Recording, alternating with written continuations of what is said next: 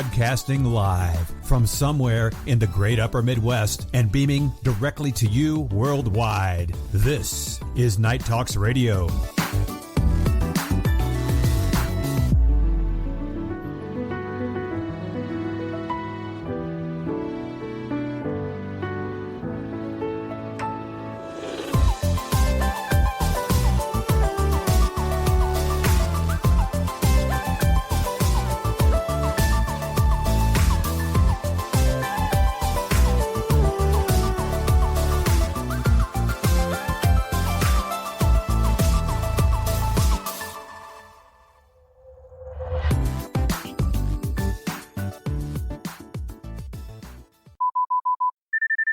What are you doing here? I thought I'd tell you to go fuck your mother. I thought he was gonna shit. Pow, ping, pow. The fuck is... Gee, I wish I was big just once. The big cops. Really funny. Really funny. What do you mean I'm funny? It's funny, you know. It's a good story. It's funny. You're a funny guy. What do you mean? You mean the way I talk? What? It's just, you know, you're just funny. It's funny, you know, the way you tell the story and everything. Funny how? I mean, what's funny about it? Tommy, no, you got it all wrong. Oh, Anthony. He's a big boy. He knows what he said. What'd you say? You're right. Funny how? What? Just, you know, you're funny. You mean, So? let me understand this, because maybe it's me, I'm a little fucked up, maybe. But I'm funny how? I mean, funny like I'm a clown, I amuse you. I make you laugh. I'm here to fucking amuse you. What do you mean funny? Funny how? How am I funny? Not just, you know how you tell the story. What? No, I don't know. You said it. How do I know? You said I'm funny. How the fuck am I funny? What the fuck is so funny about me? Tell me. Tell me what's funny.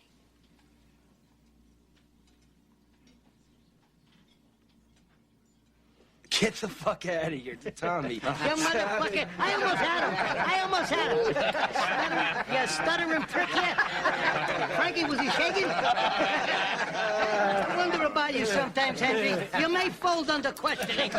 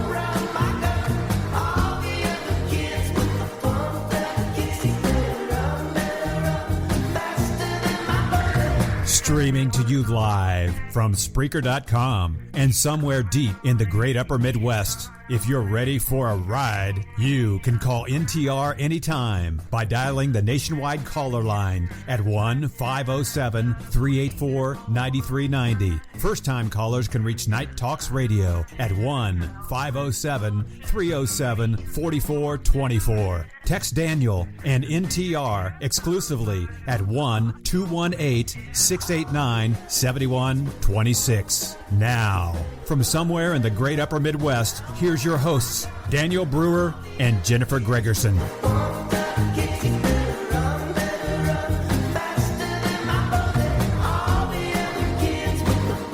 Hello, everybody, and welcome to another edition of Night Talks Radio Live, Sunday night, November 27th. Sadly, the last day of the 4-day weekend, Jennifer. Yes, that is correct.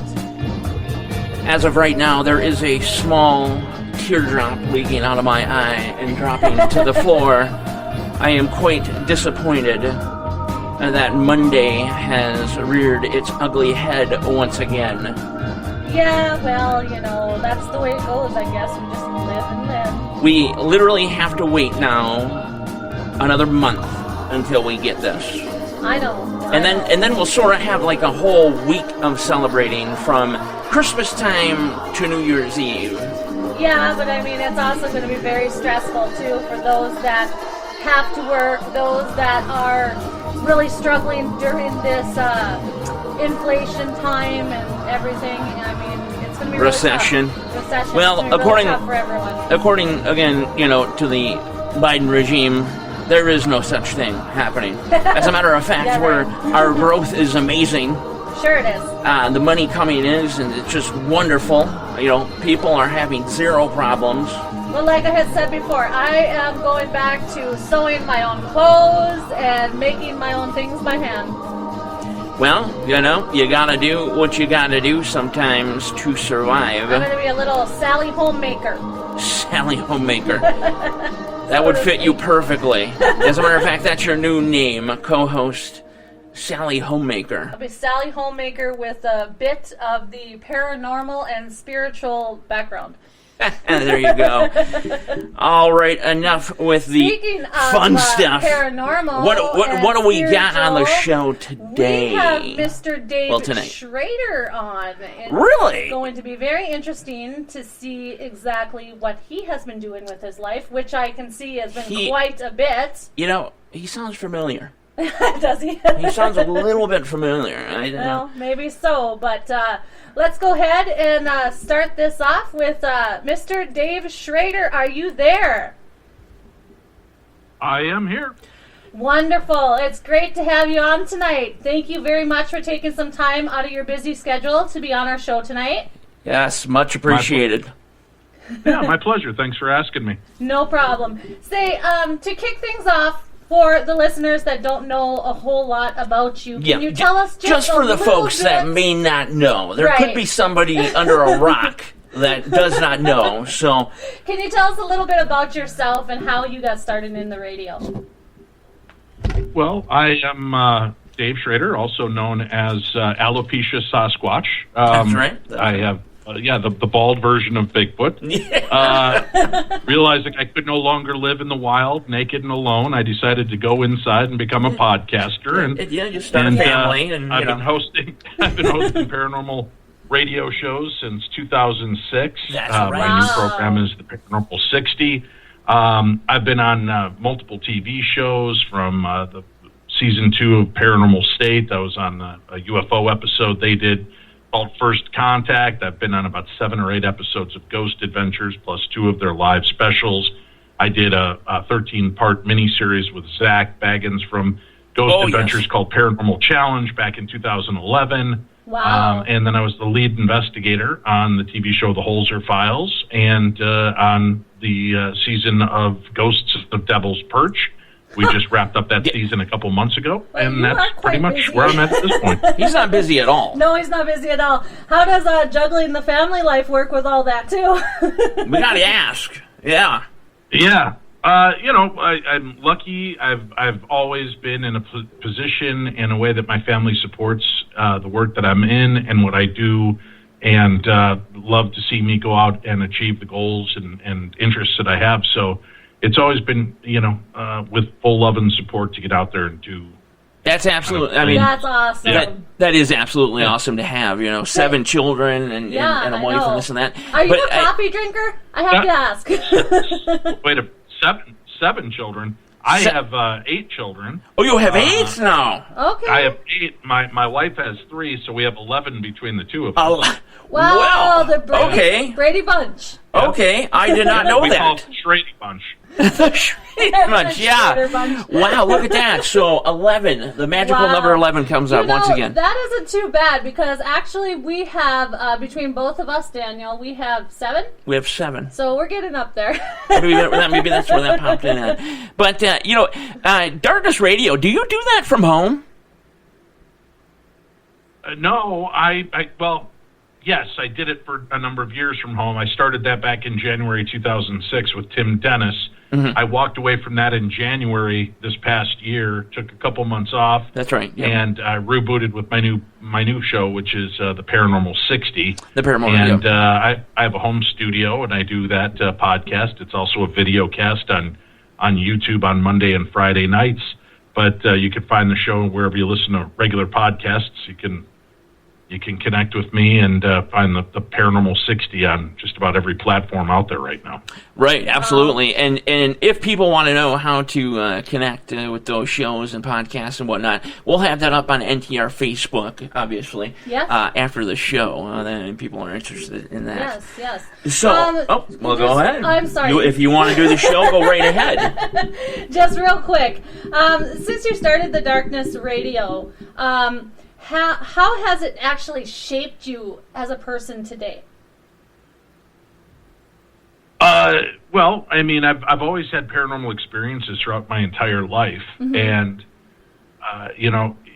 when I had the opportunity to begin this show back in 2006, it was just an opportunity to marry my 2 passions, the paranormal and radio. That's right. And when we launched with Darkness Radio, we were one of only, I think, 4 paranormal radio shows besides Coast to Coast, pretty much in the United States.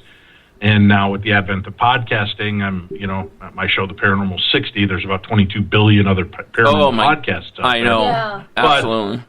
I've been at it for 17 years, so luckily I have people that stuck by me and continue to follow the work that I do. You're considered a veteran, that's for sure.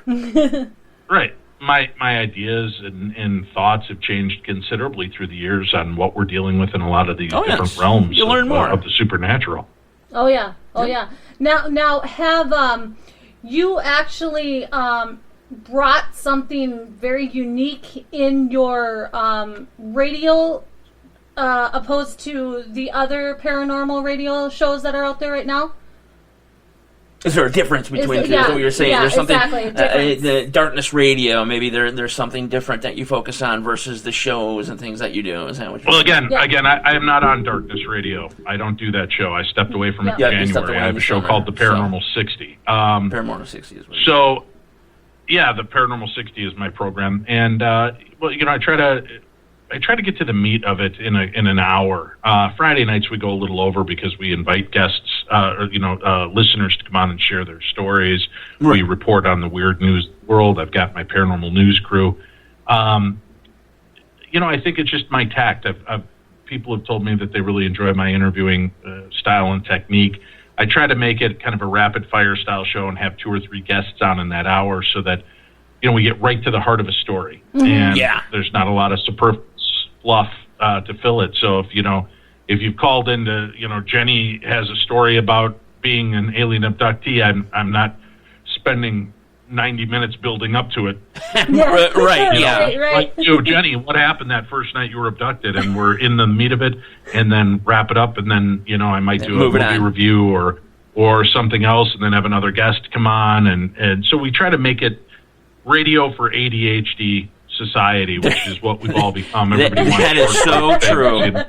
Yeah. So I think I've got a uniqueness to that. I think I'm also really proficient at being able to help people shine and give them a great platform to share their work, their research, their experiences in a non-judgmental way, and give them the opportunity to, in that 20 to 30 minute span, really come to life and then leave people wanting more so that they, we could have them back in the future. We don't bore people with too much or, we just kind of hit and miss. That's the way I like to do it. Let's get in, let's hit, and then move on to something else. So that way we've got the listeners engaged with us the enther time.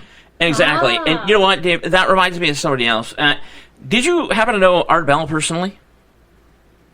I never got to speak to Art Bell. I used to listen to Art Bell all the time. I was lucky enough that I was a fill-in host on Coast to Coast AM for 5 years when George Norrie was the main host. And then when Art Bell passed away, his show Midnight in the Desert, which was his final,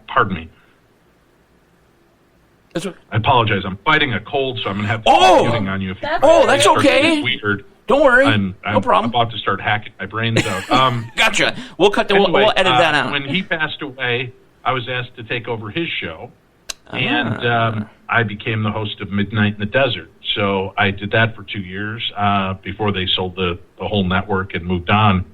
So proudly I can say I'm the only other host in the world besides Art Bell to host his first and last show. So wow, that it's is a big pretty cool and exciting for me. That's a nice little trophy to put on your stand there. Do you think that by listening to Art Bell that he actually had a formula? I mean, Daniel thinks he has a formula. Well, I have my own thoughts about that. Do you think Art Bell influenced you in any type of way to do what you're doing? I mean, there's obviously a part that's going to be yes to that, but right. Listen, Art was innovative. He was entertaining. Mm-hmm. He knew how to engage an audience and his guests in a way that I don't think anybody's ever been able to do again. Exactly. Not in that way. Theater of the mind. Right. Playing that theater of the mind kind of element. He was a master at it. I've done my best to try to fill in those shoes, and it's a pretty big task. I mean, you do the best you can possibly do, and my goal has always been entertainment, education, and enlightenment on each episode. So hopefully you walk away laughing, maybe thinking a little deeper, and maybe realizing there's much more to these theories and ideas than just dead people, hairy monsters, and lake creatures. Yes, exactly. And I listened to Art Bell, my gosh, going back to 18, 19 years old. He influenced me, and, I feel the same way about what you're talking about, very similar. But now, you did radio, obviously. What made you turn to doing, television and series and things like that? What did you already have that planned out? Are you just all about entertainment, like you said there, or is that something that caught your eye and said, hey, I want to do television now? It's always been to feed the beast for my radio career. Gotcha. I took the opportunities because I thought, this would be a great way to show people who I am, the voice behind, the face behind the voice. Although I've been told I have a good face for radio, so maybe it'd be better suited if I wasn't on on TV. But I've enjoyed the opportunity of getting out there and engaging in different ways and hopefully showing people a different way to investigate than other shows necessarily have done or lead investigators. I didn't seek it out; it sought me out, and I've been very happy to be a part of it, and interested to see where this goes in the future. And if not, I'm equally as entertained by just continuing to do what I love to do, which is radio and talking to people all over the world, sharing these kind of stories. That's right. That's right. Now with the Paranormal 60 and the television series and things like that, do you plan on continuing to go forth that way, having a split between the two? It's impossible to say because TV is so fickle. Yes, it is. We just came off a very successful season of Ghosts of. The first season and second season were Ghosts of Shepherdstown with Nick Roth. Oh, yes. That's what perked my ears. Then, yes. Season 3 was Ghosts of Morgan City with Ben Hansen and Sarah Lemos, Katie Stafford, Jeremy Leonard. And then when they brought it back for a fourth season, Katie Stafford moved over and Cindy Keza, the medium, and myself from the Holzer Files, we joined up with Katie to go to Butte, Montana to try to bring some answers and resolve to the people of Butte and the issues they were having. Right. And we had a great time. It was a successful season. However, Discovery and Travel are under this big corporate hubbub because, Discovery obtained HBO and Warner Brothers. Oh, yeah. And, I don't know where that puts our show. I know the flagship shows like Ghost Hunters and Ghost Adventures will continue on for a while, but, we're still just in limbo. I hope that we get some kind of definitive word one way or another, and I'd love to come back. And if not to that, I'd be happy to do other projects, I'm open to it, but I'm also, in this world, you can't hang your hat on it that, I'll just be on another show. That's right. Yeah, you absolutely cannot do that. That's it. Go ahead. I have a couple more questions here. Just one question is, if somebody were to be freshly starting out in the radio business, okay, what would your suggestion be to them? In general, or for the paranormal? No, like for starting out in radio business in general. So what you're saying is, if somebody wanted to be on the radio, which I advise to do something else. But if one wanted to do that, how would you start? There's no money in radio. Right. It's you really got to be into radio and entertainment. Let me put it that way. You have the compassion. Right. It's similar to what you started with. Dave, what do you bring that's different than everything else? And, I bring my personality, which is different and long-standing the field. So I've got a platform that I worked on for 17 years. So that gave me a leg up. For newbies, it's tough. You got to come up with something that's different. That is different. That's right. That's unique, that allows you to have a voice that's intriguing, not just following patterns of what everybody else has done. It's weird. It's flattering. Right. Because I get people to tell me, I'm doing my show because of you. I loved your show, and I loved you so much. Right. I wanted to do it. And you're like, well, that's great. But that's just more competition, and then you get more people here. That's a negative thing, you love me so much, just sit at home and listen to me. Just listen to the show. Give me ratings. Don't start a show that's like mine, please. Right, exactly. But, on the other side of it, it's great because it gives people a chance to share their love of this industry with the supernatural, the paranormal, and then in some instances, I know people that have started just playing up entertainment shows because they liked me, they liked my passion for what I did, they wanted to bring passion to something that interested them, and I think that's great. But what is your voice? What is it that you want to bring to that world, to that space? What can you do that's going to be different? I'm lucky that I've got connections with celebrities, from comedians to musicians. Right, exactly. Paranormal TV personalities, so I know I'm always going to have somebody interesting. And then I get a lot of one-off guests, people that other people don't get. Right. And sometimes their stories are even more fascinating than the major celebrities I've had on. Right. So it's just something that keeps you moving. Yeah, you get people that aren't very well known out there, who want to tell their story. Nobody's really heard of them before. That's how we kind of started out. Well, yeah. The thing is, there's so many people out there. Number one, that they're afraid to come forth because they've been made to say, if you come forth and you tell us this story, you're a conspiracy theorist, you're a lunatic. Don't come out and say this stuff. Right. My whole thing is that come out, say this stuff. People need to hear this. Yep. You understand? There's so many people out there that are so afraid to come to the radio and say what they want to say about the things that have happened to them. Yeah. That's kind of, that's kind of the core of what I do on Night Talks Radio. But besides that, just meeting new people. Jen, you touched on that. Meeting new people, having new people come on the show.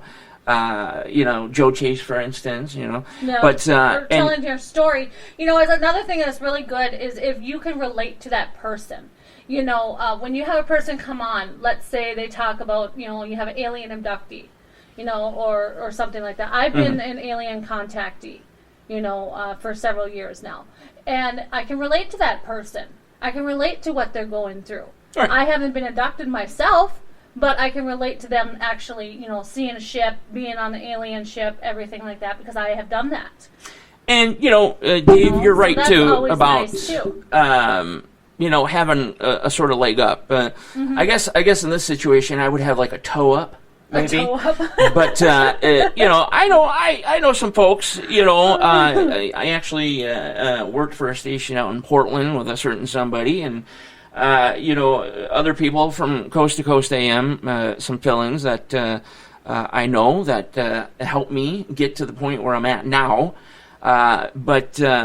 It is based around, first off, your uniqueness, your charisma. And what you speak of, and what you want to speak of, and what audience you want to pull in. Yep, exactly. Say, Dave, when you go on, your investigations, let's say, okay, is it possible that you are actually stepping into their realm, the paranormal realm, instead of them stepping into yours? No. Well, yeah, obviously, I think. I mean, when you're going there for a reason. You're stepping into their realm where their spirits are, where that energy is being documented. So, yeah, definitely. Yeah, that's the point of it, right? Is you go to, I love animals, and I could sit out on my porch all day wishing I could see zebras and giraffes, or I could get in my car and drive 5 miles down the road to the Minnesota State Zoo and look at them. There you go. You put yourself into their realm and into their world to go have those moments and examine it and see what there is to be seen. But I think we're entangled. In the quantum physics aspect of it, we're entangling ourselves into the stories, and that may be what makes us successful in the long run. We become one with those locations, with the spirits there and the history. Right. Real quick, I just want to throw in. Have you on any of your investigations, have you had anything negative or bad follow you home? Yeah, but I forgave Shane Pittman, and I allowed him to follow me home after a while. I don't. I'm very cautious when I do events because and locations. I've got a lot of kids. I certainly don't want them being affected or impacted by my work, so I do a lot of prayer work. I do a lot of prayer to help the spirits and to keep myself clear. I've had weird things happen. I don't ever feel like we've been threatened or that something was trying to be harmful or scare us. It may have freaked us out inadvertently, but I think once you address it and let it know, it kind of cools itself down. Where now you do these investigations and whatnot, which are really, really cool. I'm not going to lie. I've had them on, like my DVR and things like that. Where is the furthest that you've gone to investigate and perhaps maybe the creepiest or scariest? The furthest place is Australia. I went to the quarantine station in Australia. So literally that is the furthest point. I think it's exactly halfway around the world from where I live. So that would be the furthest point I've ever gone. And I had some cool experiences and shadow figures, EVP, physical phenomena that took place. What is your take on a shadow figure? I'm not quite sure. I mean, I think there's different elements to them. I don't believe that they're all evil, just like I don't believe all people are bad or good or whatever. I think shadow people could just be an element of a haunting that, through time it's faded and this is all that remains of it. I'm also starting to entertain the concept that maybe shadowy figures, spirits that we see may be spirits from our past. The shadowy figures may be spirits from our future, things that are taking place in our existing timeline, right? But we have no bearing for it, so we don't know what the template for it is. Gosh, if that makes sense. So it's almost like absolutely, it does. Makes a lot of sense to it. I've heard literally in the past 2 months so many different theories about shadow people. Mm-hmm. So this just adds to it. You know? Yeah. Do you think that Satan has a huge attachment to some of the paranormal that is sticking around? I mean, why do you think they are still wandering Earth? I'm sorry, I lost you on part of it. Did you say something about Satan? Yeah, okay, so...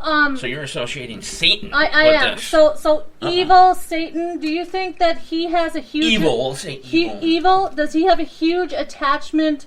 does evil have a huge attachment to the paranormal sticking around? I mean, why didn't they, when they died, didn't they go on? No.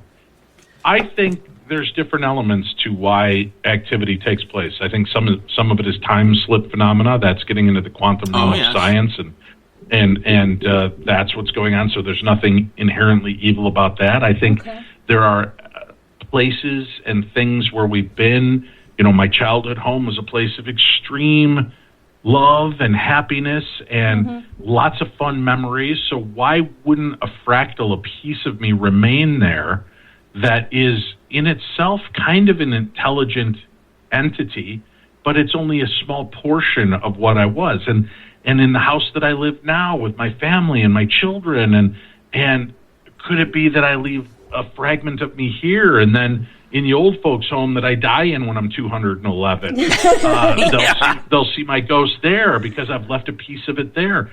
So I think that there's different elements. I'm not one that walks in a place of fear, and I don't give any power to the other side that everything is dark or demonic or evil. It's more curiosity. I think a lot of it is just misunderstood. So I often kind of put it in that vein that, it is what it is. I believe there's evil. I believe there's a very dark element to our world. I've seen it real time. I lost a very good friend of mine and her 2 children to pure evil.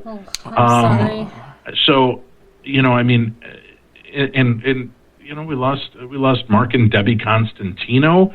That would be easy to pin on the fact that, do you think one of them was possessed when they, No, I just think that sometimes people make poor choices and bad things happen. Yes. And we're all one day away from being the Joker. We're all one moment of miscalculation. Things could be fine one day, and the next day, shit. Yeah. I mean, that's right. Yeah, exactly. Just the way it works. We're kind of only human in a way, maybe. We are only human, and all the things can happen. Do you believe? But not to belittle the whole concept of evil or what you're asking, but I don't think shadow people are inherently evil because they're dark. I think, like I said, maybe it's just that's all of what is left of that spirit and being that's representative.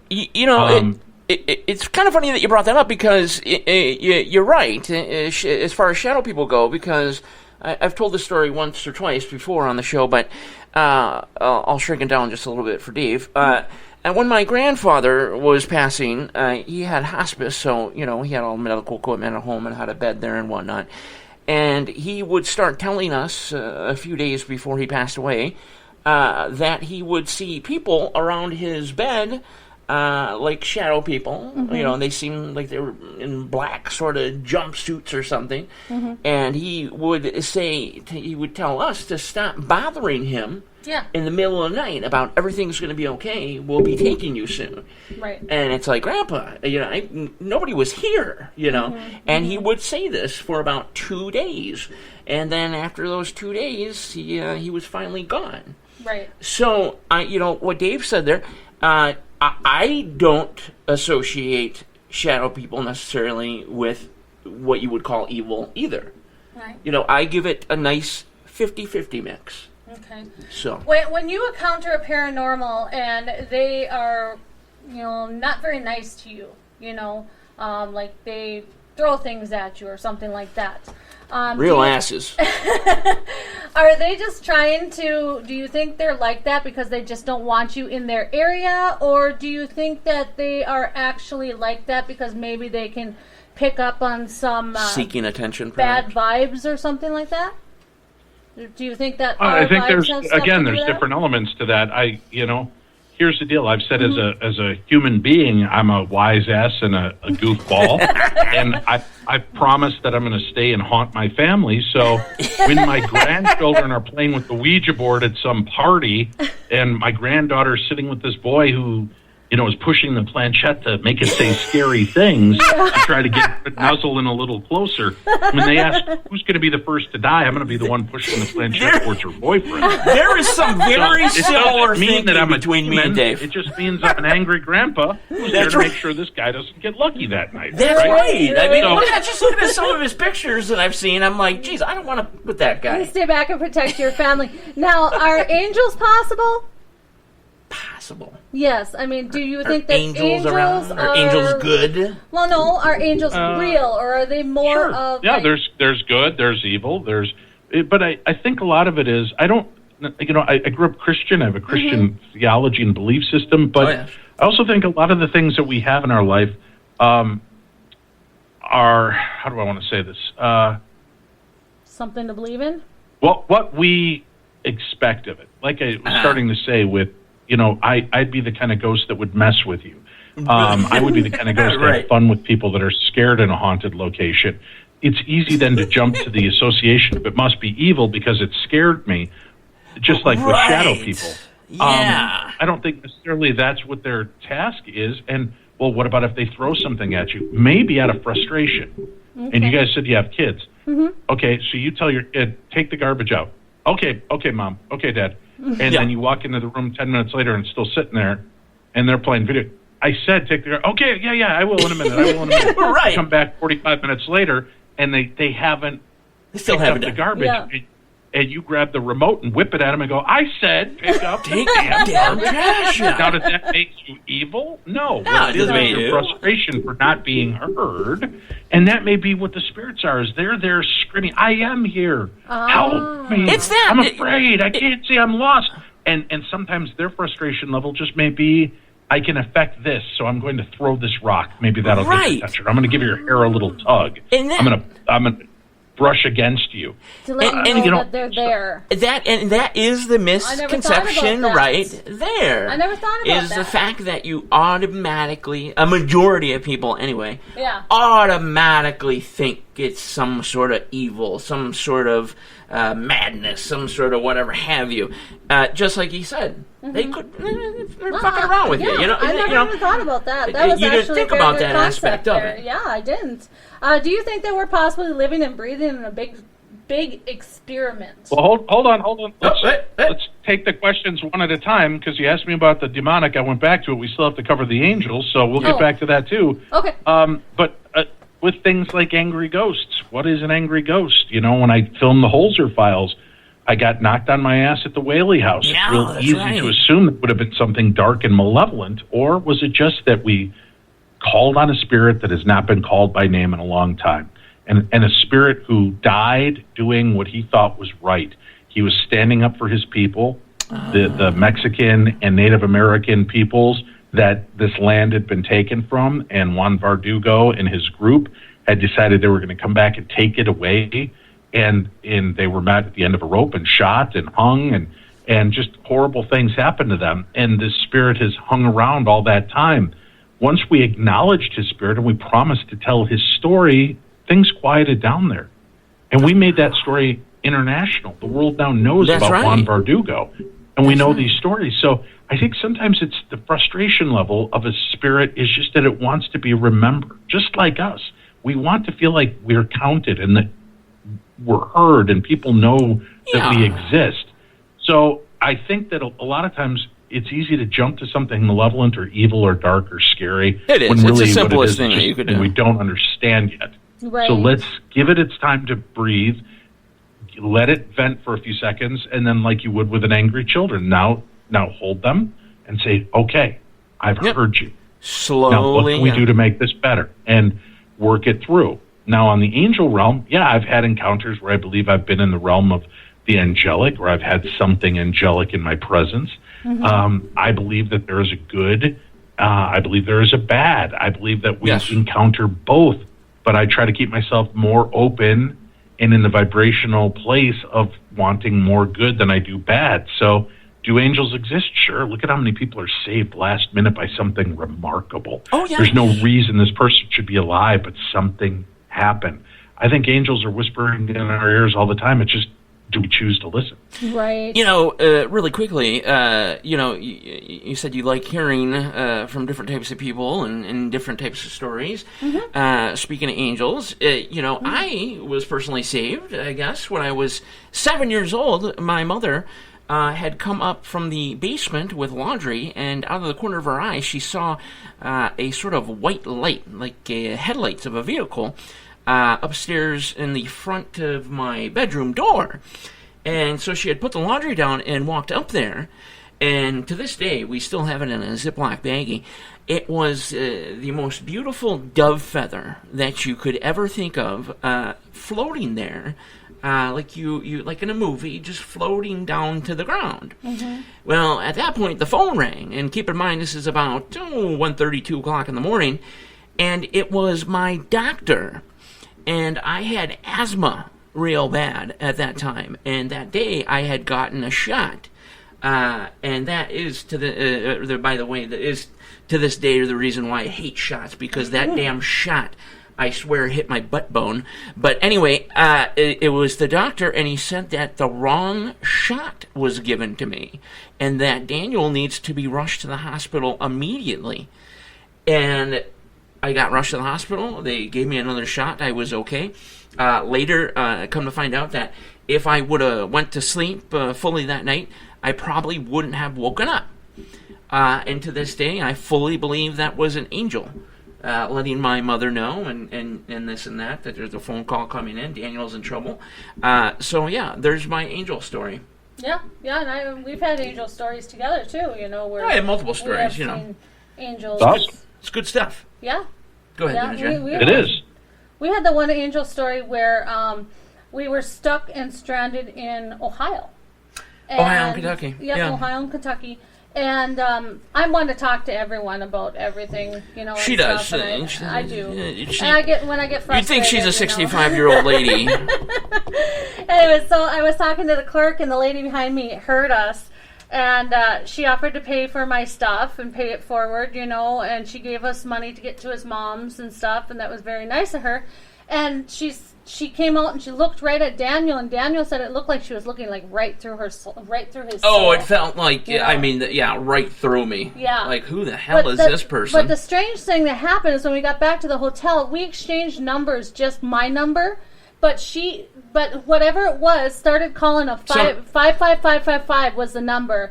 And it was all the way across the screen, and it started calling Daniel's number, and we'd open it up, and there was an apparition of just an weird angel. messages and pictures and things like Yeah, that. it Here's the was thing weird. is that, I tell these stories. I don't want to make this all about us, but Yeah. what I'm saying is that, I tell these stories, okay, in depth. I've done it on other programs of ours and other shows. But, you can believe me. Yeah. Or you don't have to believe me. Right. It doesn't matter to me because I know what happened. We got pictures, though. I did take a screenshot with my phone of what was coming on his phone. And it was spooky. It was different. Really, and really the reason that we were down there was for when I worked for the railroad. Anyway, we got a little bit stranded out there. But yeah, those things happened. And like I said, you get to a point where, well, if you don't believe me, you don't believe me. I'm sorry, it's the truth, though.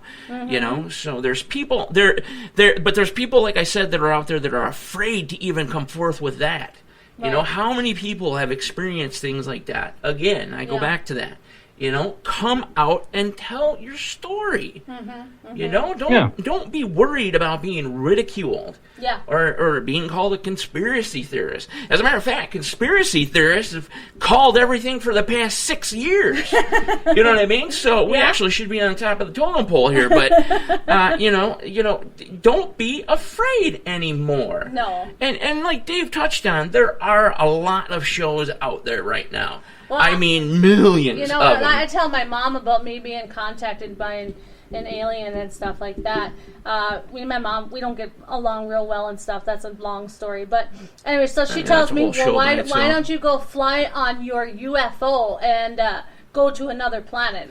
Well, there's your perfect example of just, okay, with the sarcasm, do you believe me or do you not? And I don't care. And that's at your point. You don't believe it. Yeah.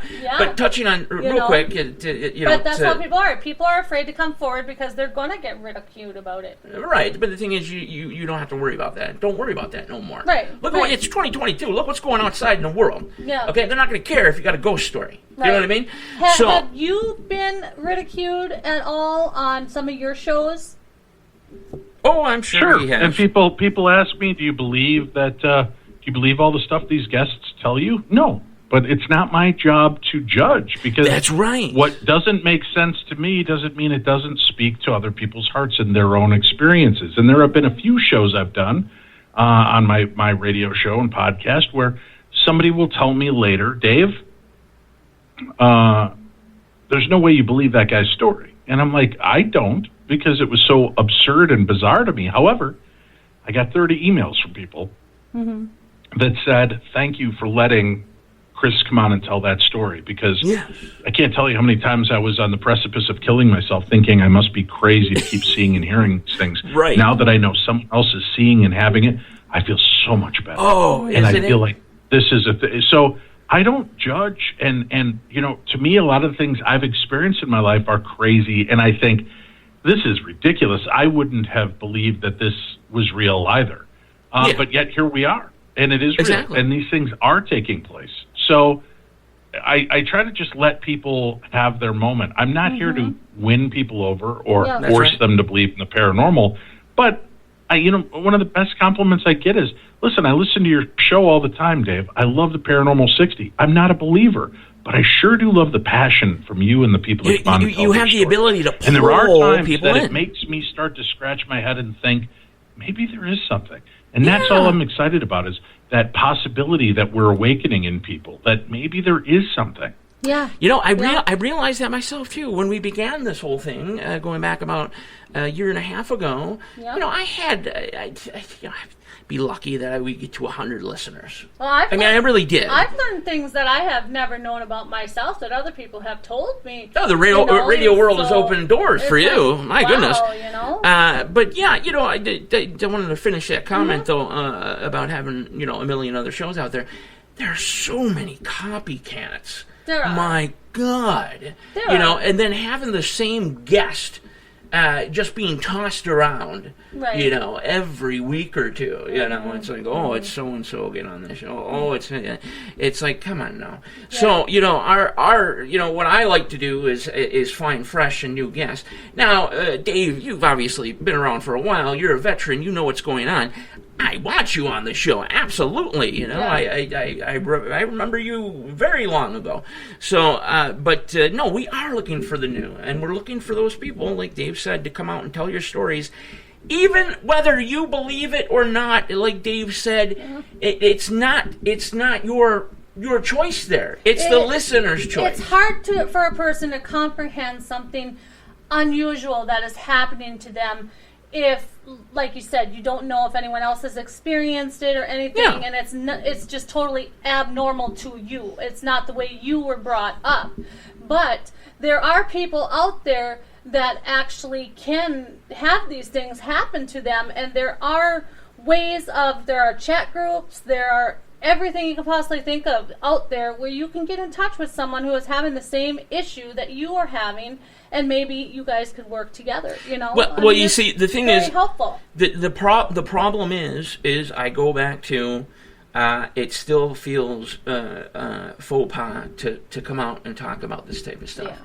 It is just now coming to the forefront. Right. So again, you may not believe what these people are saying. You may believe whatever have you, but there could be, 10,000 other people that you're reaching that completely hit them in the head like a baseball bat, and they're like, wow, that happened to us, unbelievable. Just me coming on the show, and I've always, Dave, I don't know if you can understand a little bit about this or not, but I've always been very afraid of the mic. I never liked doing karaoke or anything. I was afraid to talk in front of people, you should have heard the first episode. Like that growing up. Now that I have actually had the opportunity to come on and express myself through the microphone and have people actually listen to what I've got to say and everything like that, and it can relate to other people and stuff, it doesn't really Radio give me people the are different. fear anymore. I mean, I feel comfortable coming on. Is that kind of how you felt at first? You feel at home. Well, sure. If you go back and listen to my archives from 2006, I'm definitely a lot stiffer. It took me probably a season and a half before I could loosen up and just be Dave. I was so worried about, well, tonight we're going to be talking to members of the band Duran Duran, which hit in 1983. Is it very, and it was so, and then I slowly just started allowing who I am to come out, and that's when our audience grew. Because people want to hear you, and you're human, and that's right. okay. Right. You don't have to do the classic radio voice, Yeah, well, you have everybody. You do have a natural one, though. I'm not going to lie, I do that sometimes here on Night Talks Radio, but I'm just saying, you don't have to do that. You learn after you do it for a while, like you said, is that you can be your own person. Yeah. It's like a lot of people, it's the same thing with people, when I worked for the railroad and I went to Winnipeg, people think I'm Canadian. When I talk, and it's like, no, I'm not. But it's the same thing with radio. But once you start to get to learn, you feel more comfortable and focused, and you can talk the way that you normally talk, But yeah, I did that. Like I said, listening to season 1, and I was all about that top 40, everybody. So. But, now Dave, just finding your place. That's right. You got to find your niche. Yep. Now, Dave, you had an encounter with Bigfoot. What was the intelligence rating or whatever they say on the Bigfoot is extremely high. Did you kind of get that when you encountered the Bigfoot as well? I didn't get that up close and personal with him, and we didn't play Scrabble together, so I couldn't challenge his intelligence. But break out. I heard. How do I say this?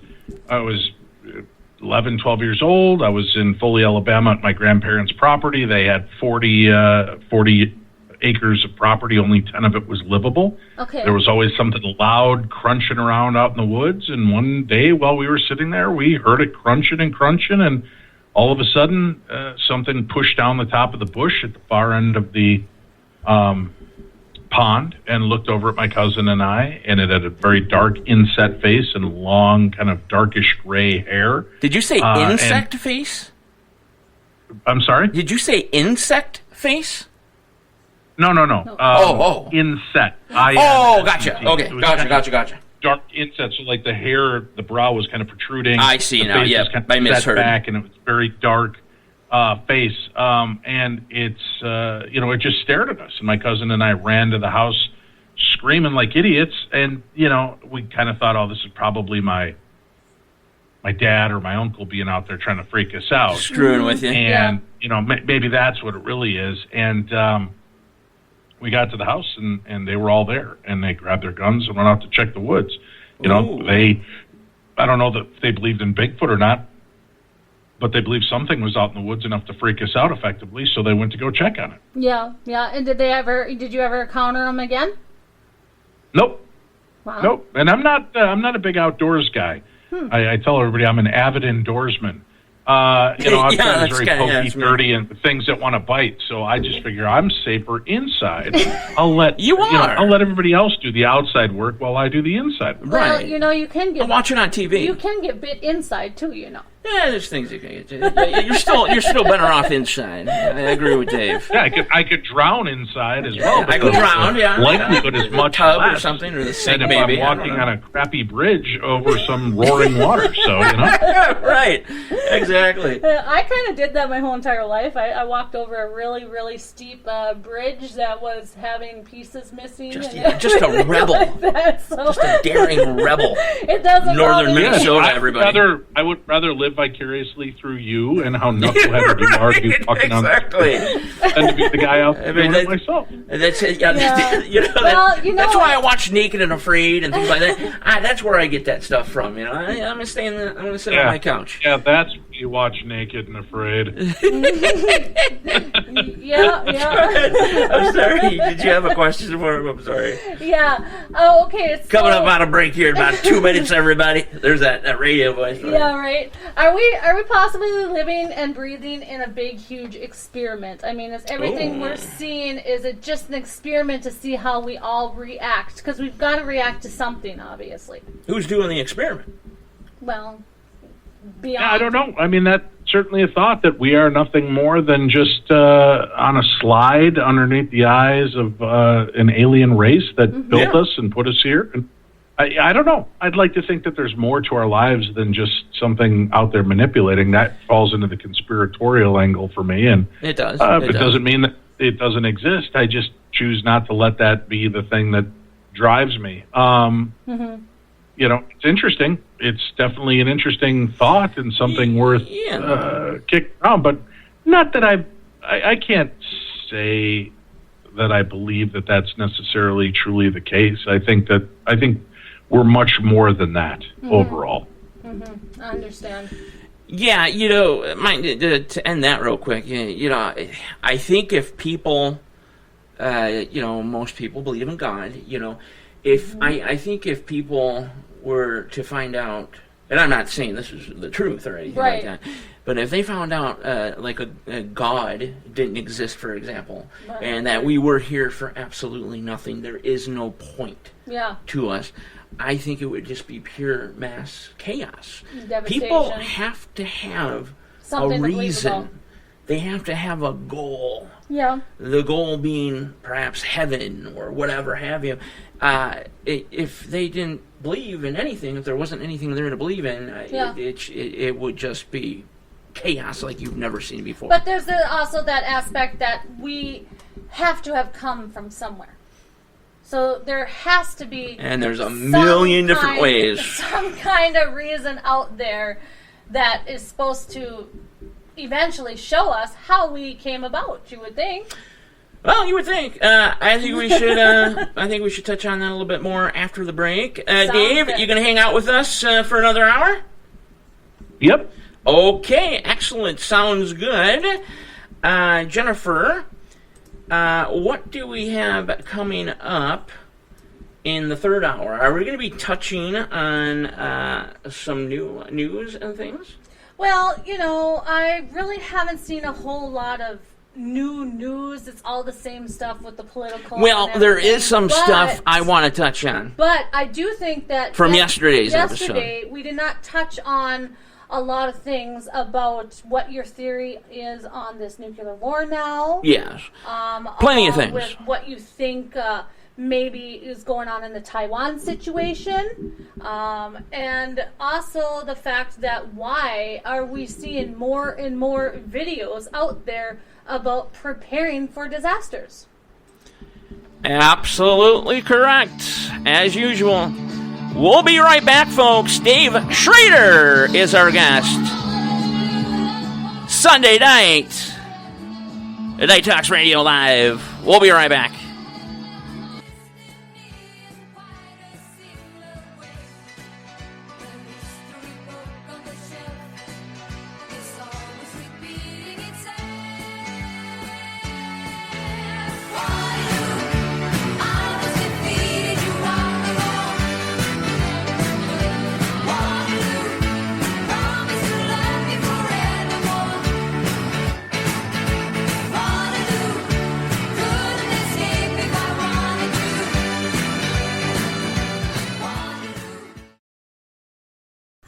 this is Jennifer Gregerson. I hope you're enjoying the show tonight. I have a few things to say about my favorite little boutique, Gentle Lady Boutique. It's a 1920s non-woke conservative boutique with a modern-day twist. The mother-daughter boutique with Teresa and her daughter Samantha are always looking for beautiful, unique styles and are continuously adding new brands and designs every week. Gentle Lady Boutique is constantly growing and has dresses for any special occasion. The boutique also offers accessories of all sorts, from purses, jewelry, hats, and shawls, just to name a few. Oh, let's not forget those comfortable and cozy pajamas, or even that sexy intimate wear for the love of your life, and the variety of shoes and powder room just for you. Gentle Lady Boutique is perfect for a lady's everyday attire, with the bonus of being able to mix and match, and sizes from petite to plus sizes. Just right for the natural body. So, if you're looking for a perfect gift for the holidays or even that gorgeous special outfit for any occasion, Teresa and Samantha have your best interest at heart. Just head on over to GentleLadyBoutique.com because Teresa and her daughter Samantha have teamed up with Night Talks Radio and NTR Daily to not only bring you these amazing pieces of clothing and accessories, but they have also included at checkout exclusive discounts for all NTR fans and listeners. So type in Night Talks 100 for 10% off your entire order of $100 or more, and ships free for up to a $50 purchase. Unfortunately, though, these codes cannot be used for any other specials. By using these codes, it helps advertise this wonderful boutique and helps keep Night Talks Radio Network growing by sending 5% of the sales back to your favorite late night talk shows, Night Talks Radio Live and NTR Daily. So once again, check out these outstanding products, show off your new look, and have fun with GentleLadyBoutique.com. And tell them Jennifer from Night Talks Radio sent you. Shitty car, but we hit the road. Doesn't matter where we go and destination unknown.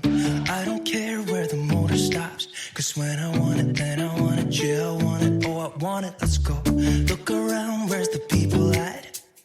I want a taste of the good life. Hit me with it right now, I'm in it. Cause when I want it, then I want it. Yeah, I want it, oh I want it, let's go. And I won't look back, yeah. I don't care about the bad shit back home. It's Cincinnati, baby, I just wanna let it go. Nothing matters when we're way out here.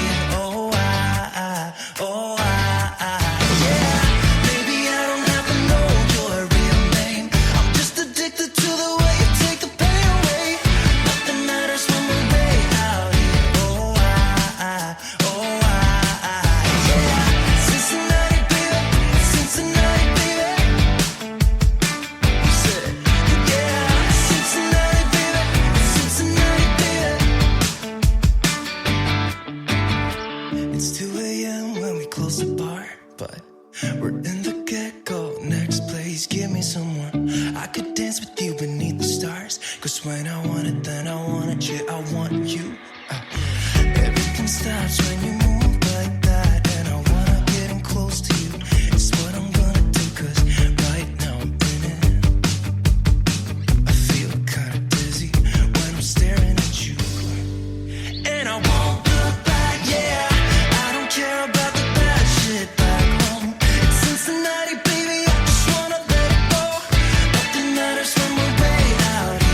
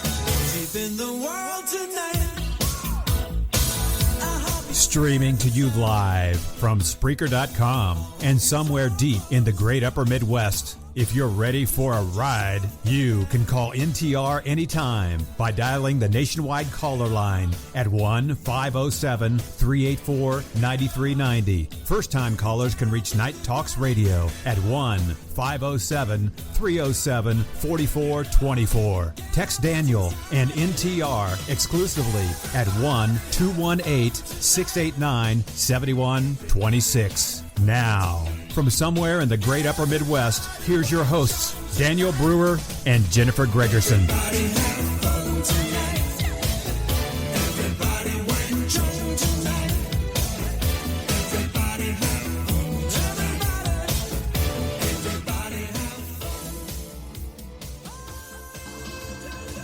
Welcome back to Night Talks Radio, live Sunday night, November 27th.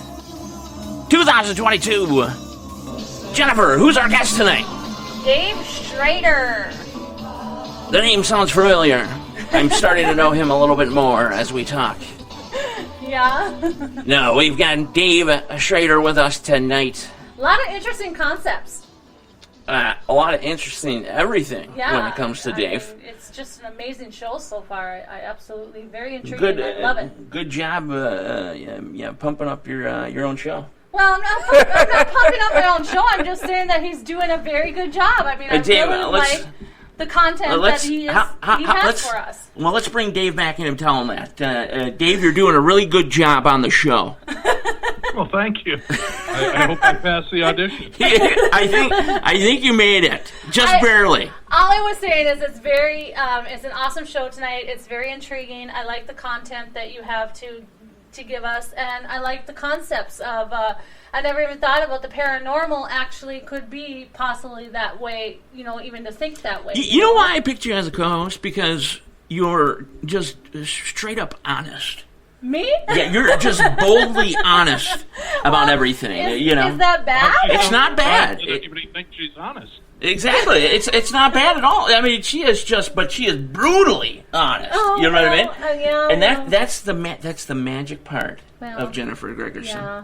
You know. But I have to deal with the egg-shaped head of yours all the time. So come on. Hey, I'm being brutally honest. That's a low blow here. What was this? A kid's show? Come on. All right, but anyhow, let's pick up where we left off. I know we were talking about a multitude of things. We were talking about a lot of things. We were talking about how we could possibly be in a big, huge experiment. That a lot of people think that. Well, that whole God thing. Dave, do you believe that people out there, they have to have something to believe in? Sure.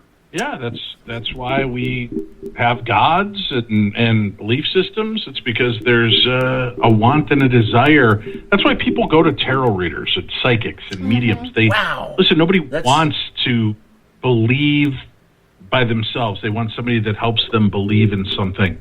And help me put me on the right path. Well, God says this is what you should do. See, then that's what I should do. Mm-hmm. It's sad that we as a people can't just say we should be good because that's the right way to do things. To be, yeah. So it's just that's kind of where I'm at. Right. But I don't think it's a bad thing. But look, I mean, Moses is leading his children across the desert. And he goes, all right, listen, I'm going to go up and have a little talk with God. I'm going to commune with God. I'll be back down. Yeah. He's up there for a while. They freak out. They start praying to calves, golden statues. Right. It's like, something lead us, right? Give me that idol. True. Yeah. True. Yeah, we do have to have something to believe, I think, in this world.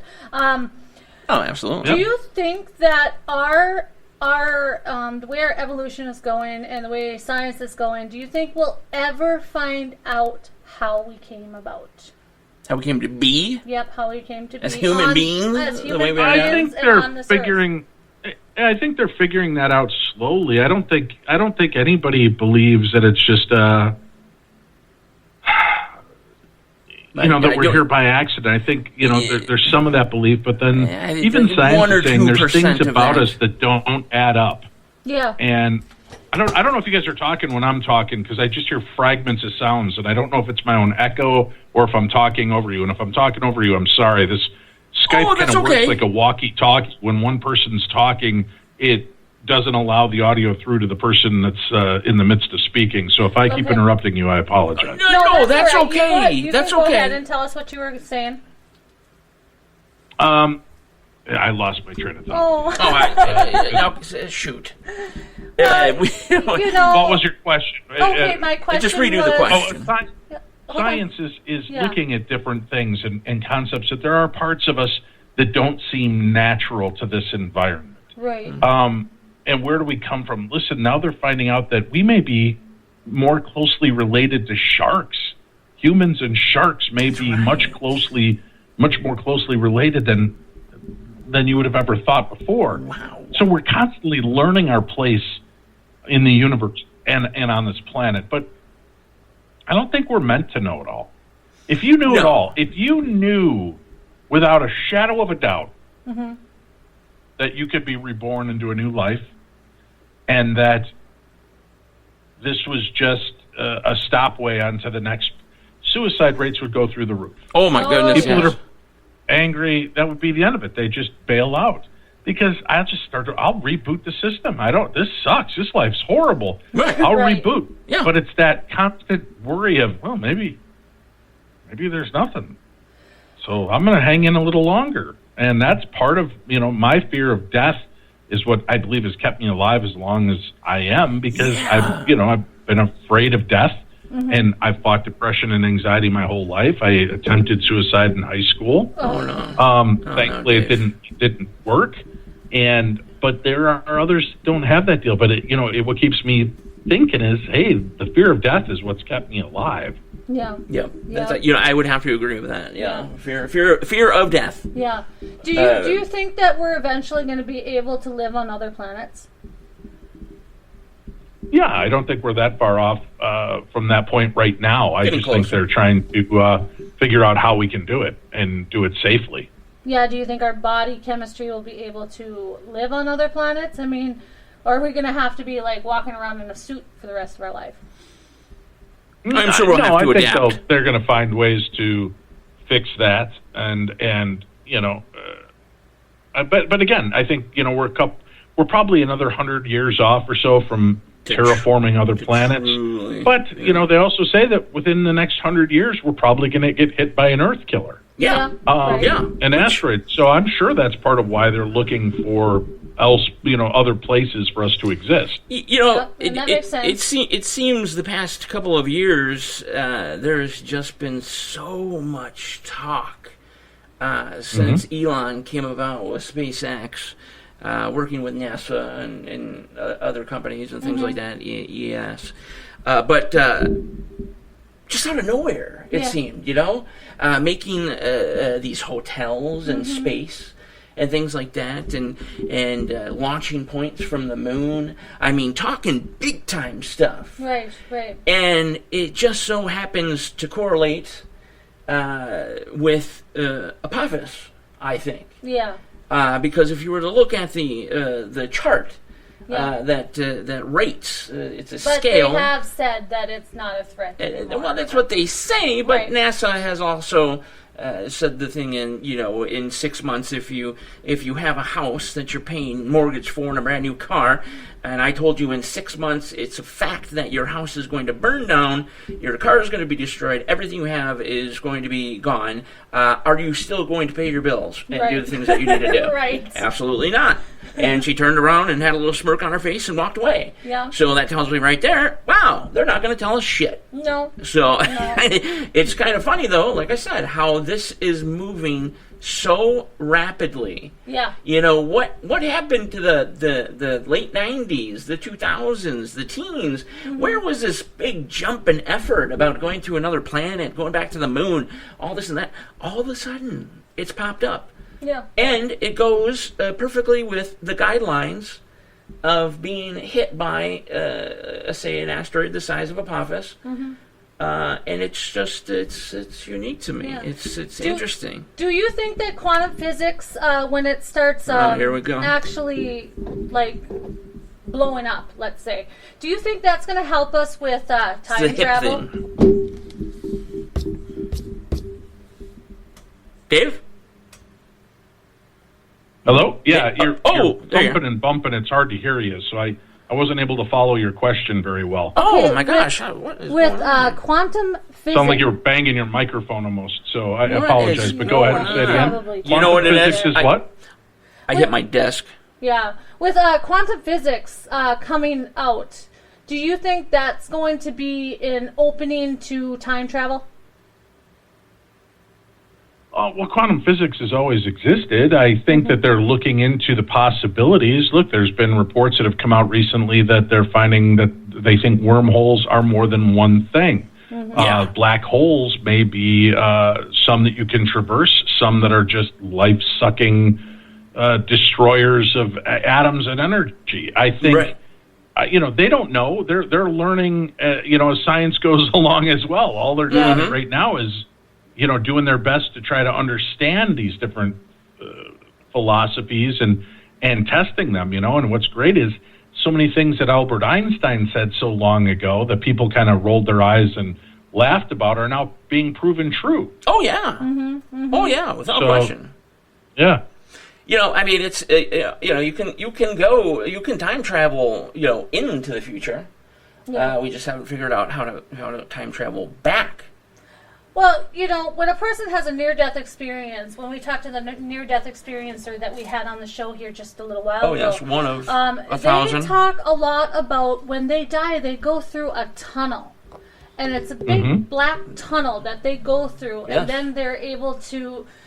they see a big bright light, and that's like the source is what they call it, or God. There's a few names. Sense or whatever like that, So I suppose it could be possible that these wormholes could very well be the tunnel that they're going through.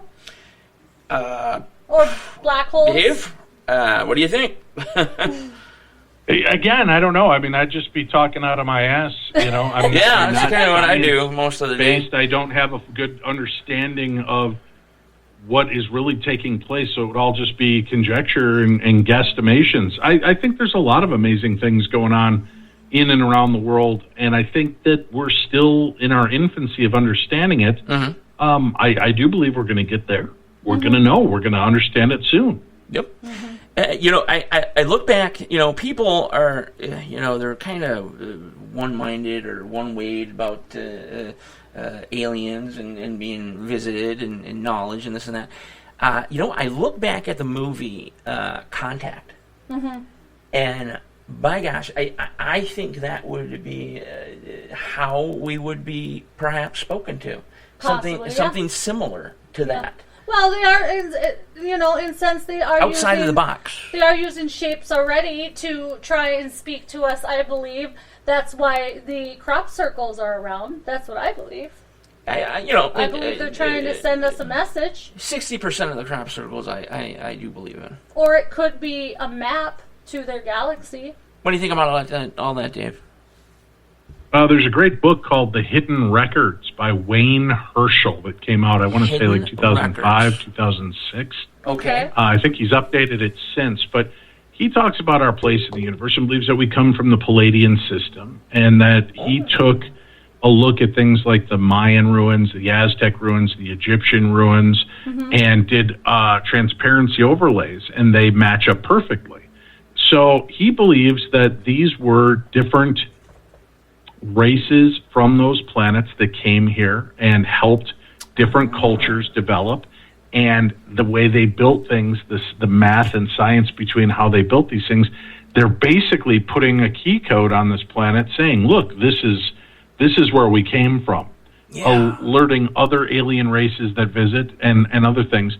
What's fascinating is there's the ruins on Mars, and what really blew me away is he took the transparencies of Aztec, Mayan, and Egyptian ruins and overlaid it on Mars, and they lined up perfectly. Yeah, that's right. Wow. That's right. So, that's an interesting aspect of then what does that mean? What does that mean to humanity? Yep. What are the? I've always been concerned about Easter Island. I believe is where those unusual statue heads are. Is that correct? That Easter Island, that is correct. That's where they would be. Yeah. I've always been kind of not concerned. They are scary looking. I'm not going to lie. Curious. I've always been curious about what they mean. What they're there for? Yeah. Any thoughts on that, Dave? None. I don't know. I think some things are just statues. They're gods. They're imagery of things that we're letting, that we paid homage to. I don't necessarily think it's necessarily anything dark or evil, and maybe it was just an art installation for the ancients. Yeah. It's just a way of them, exploring their own place. Maybe that's the way they question it. If I build this, will this inspire the aliens or the creators to come back? Right, exactly. Yeah, true. Yep. I know being on the radio, we get some strange phone calls once in a while. Can you tell us a couple of the strangest phone calls that you have ever encountered being a radio host? This is going to be fun. Well, again, then it's defining what is strange. That's tough for me because I'm.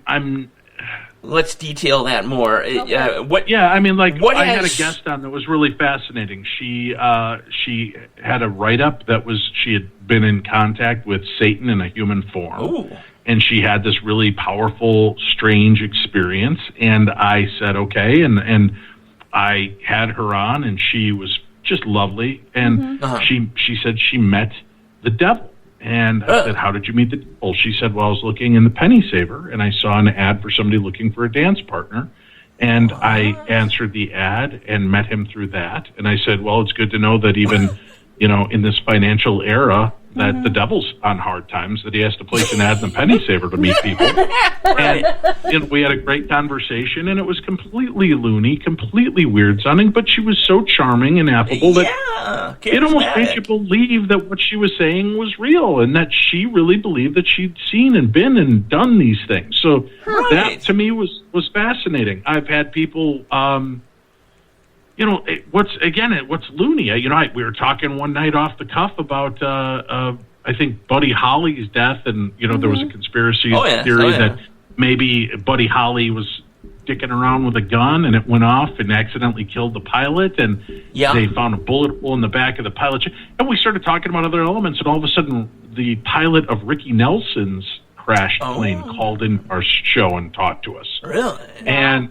I was like, holy crap. And I had a chance. Ricky Nelson was one of my favorite singers. Yeah. And here I get to talk to the pilot. And I said, hey, what's to this rumor that Ricky Nelson was freebasing cocaine and that's what caused the explosion? And this guy said it straight. No, it was a faulty heater. I told them we shouldn't go up. And we went up. They had to get to where they were going. We went up, and the heater caught fire. And unfortunately, everybody perished, and I was one of the lucky survivors. Wow. So you hear that. We were talking about serial killers one night, and one of John Gacy's almost victims called in. Crazy. And, had escaped from Gacy's grasp. So, you just never know who's listening and how it might affect or impact them. So I've say there's some crazy stuff I've heard. I've, heard some of the most remarkable stories of, this first guy called in and he was telling me, you're telling all these stories of black-eyed kids and the Bloody Bones Man and Shadow Man and Batman. Yeah. I had this experience with this frog-like creature. And I remember being a little kid, and it would sit outside my door. It was almost my size, and it sat there. What? And it wouldn't do or say anything unless I got out of bed and started approaching, and it would bark at me to get back in bed.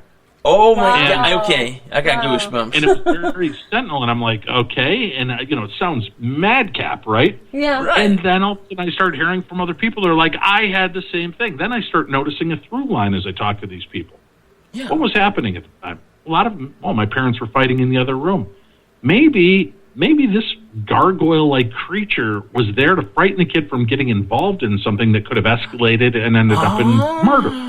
Could have ended up in brutal violence or an accidental death. Sure. Like protecting. So again, it's all hypotheses and theory, but it's an interesting thing to consider. And why are all of these kids that had this experience all dealing with kind of dysfunctional, family aspects? That is so unique. I've never thought about it that way. Yeah, wow. That they could be scaring you. What you think is being scared is they're being protective of you. Yeah. Wow. What is your take on the Mandela effect? It's funny. Long before the Mandela effect was out, we had done a radio show, and we called it "Who Brought Kirk Douglas Back from the Dead?" And That was my theory. And I said, I have this strange memory of Kirk Douglas suffering a massive stroke in the late 80s. And within a year, he died. And I remember Michael Douglas in a blue blazer and mirrored sunglasses. Oh, yes.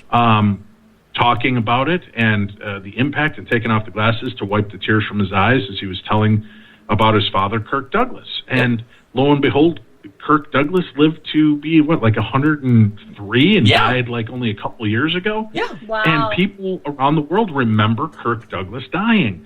So that's what we did. Fiona Broom, I believe is her name, the witch out of Salem, she created the term the Mandela effect because people remembered Mandela dying in prison when, in fact, we all know that he survived prison. But people have these interesting memories.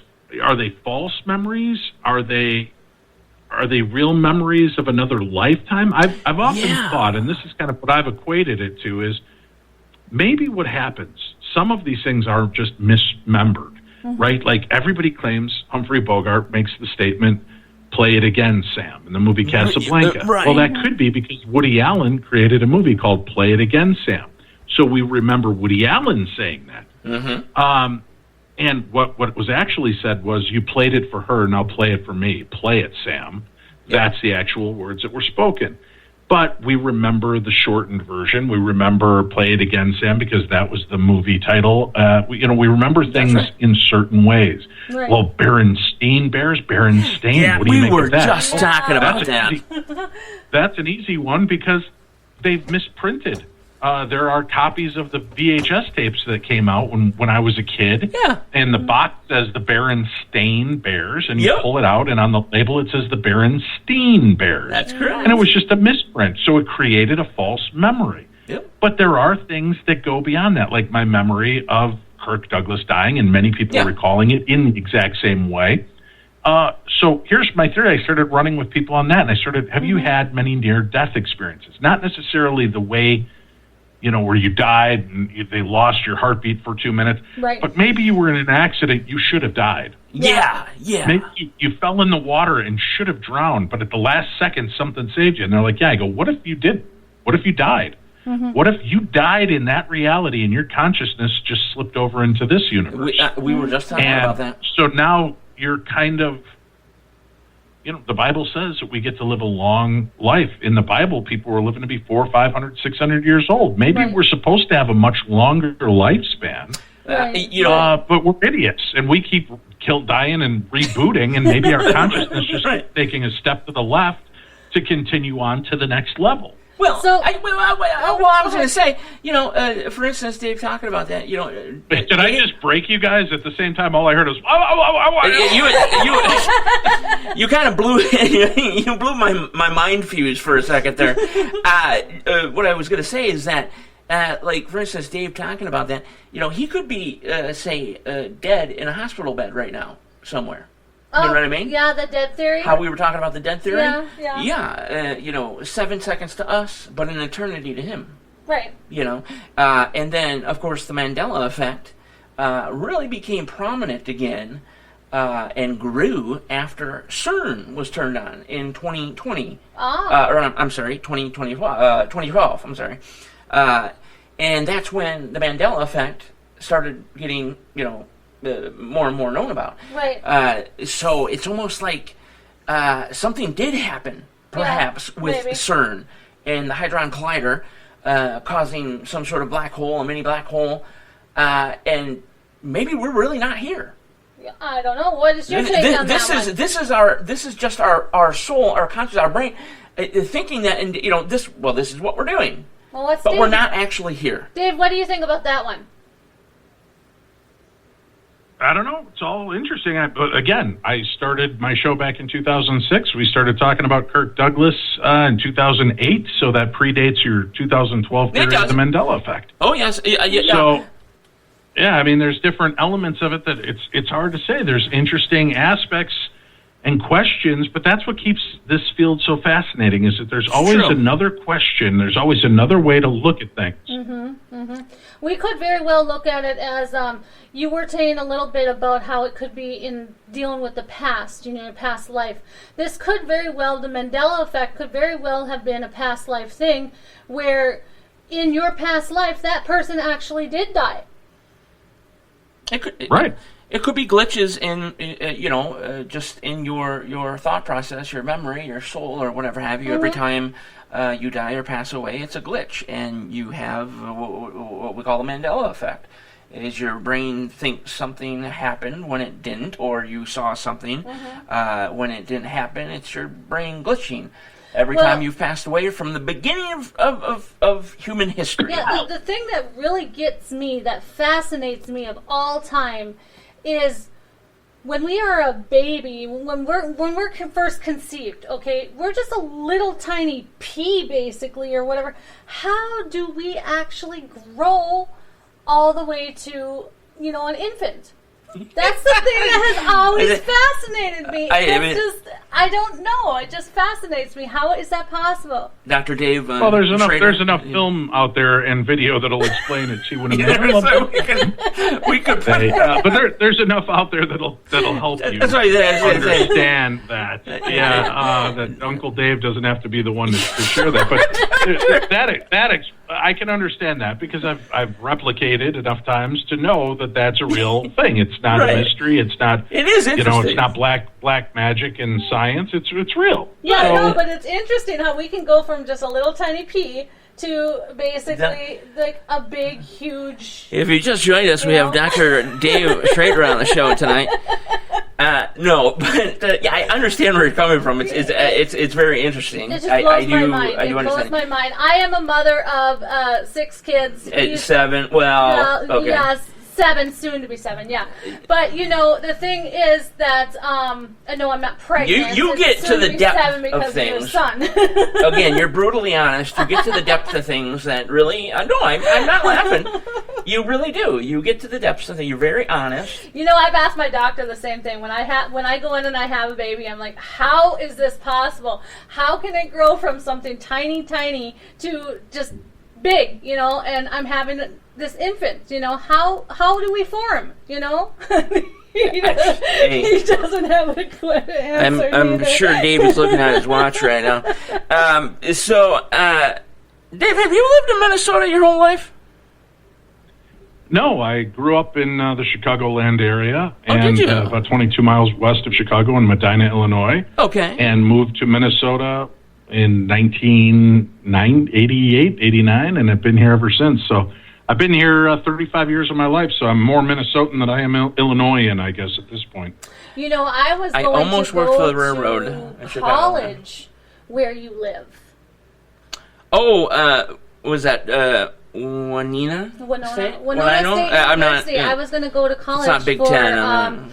For psychology, but I chose just out of high school to get married instead. And you were talking about it earlier. You all choose your path. You live and you learn, I guess. I could have been a doctor right now. I grew up. Well, I didn't grow up, but I lived in Waseca, Minnesota, for a while there. And the Waseca Wonder. There you go. Yeah, but I had a fun time in Waseca. I'm not going to lie.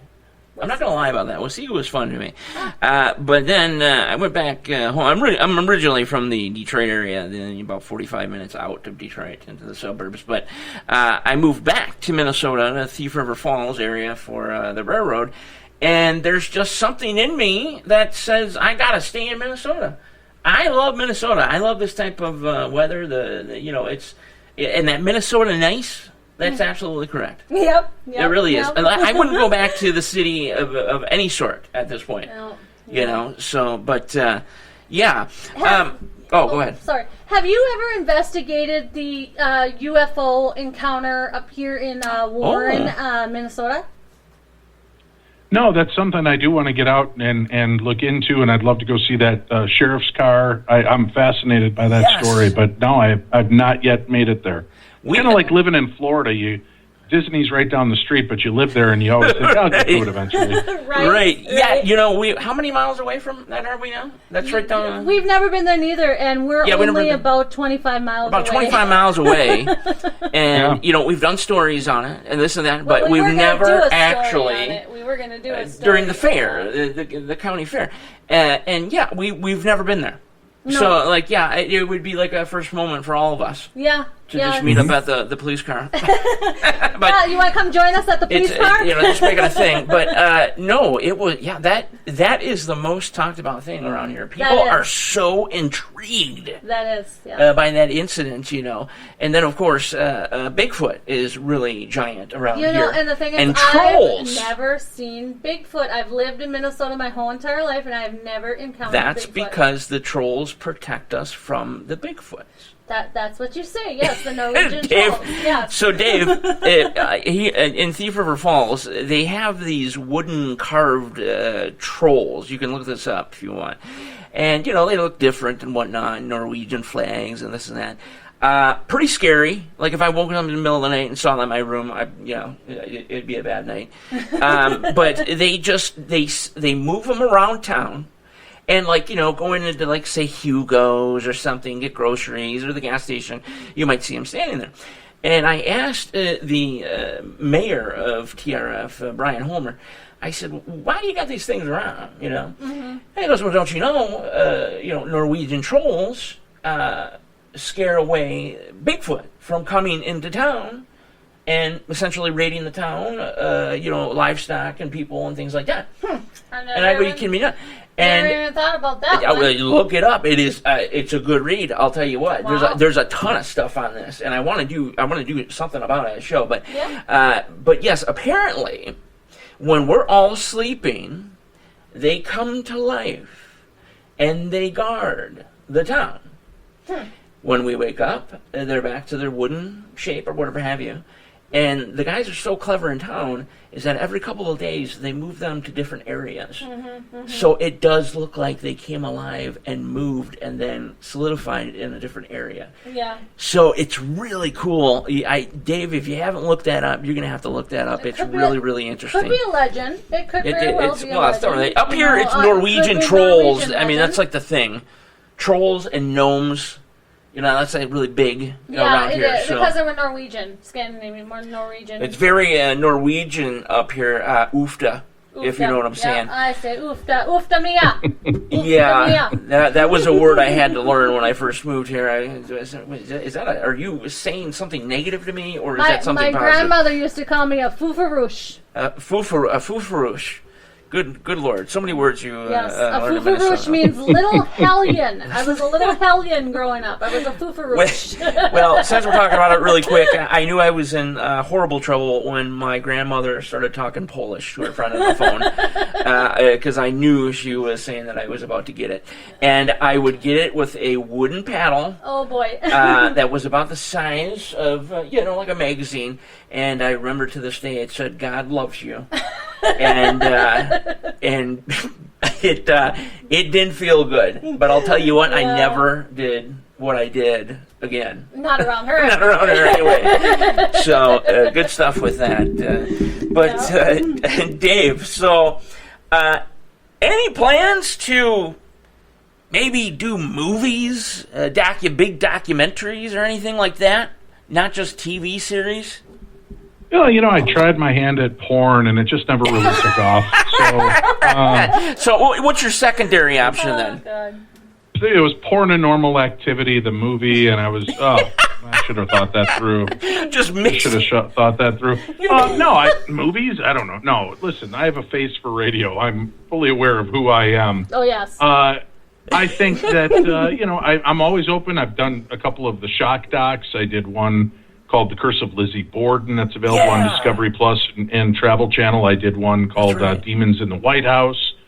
I've been a part of a lot of different programs that are just a lot of fun. But right now my goal is, focusing on my podcast. And again, your followers and listeners can hear it everywhere on most podcast platforms. Or they can go check it out on my YouTube channel, the Paranormal 60. That's the name of the podcast and the video cast. 60. So you're able to go there, check that out. And I do events all over the world.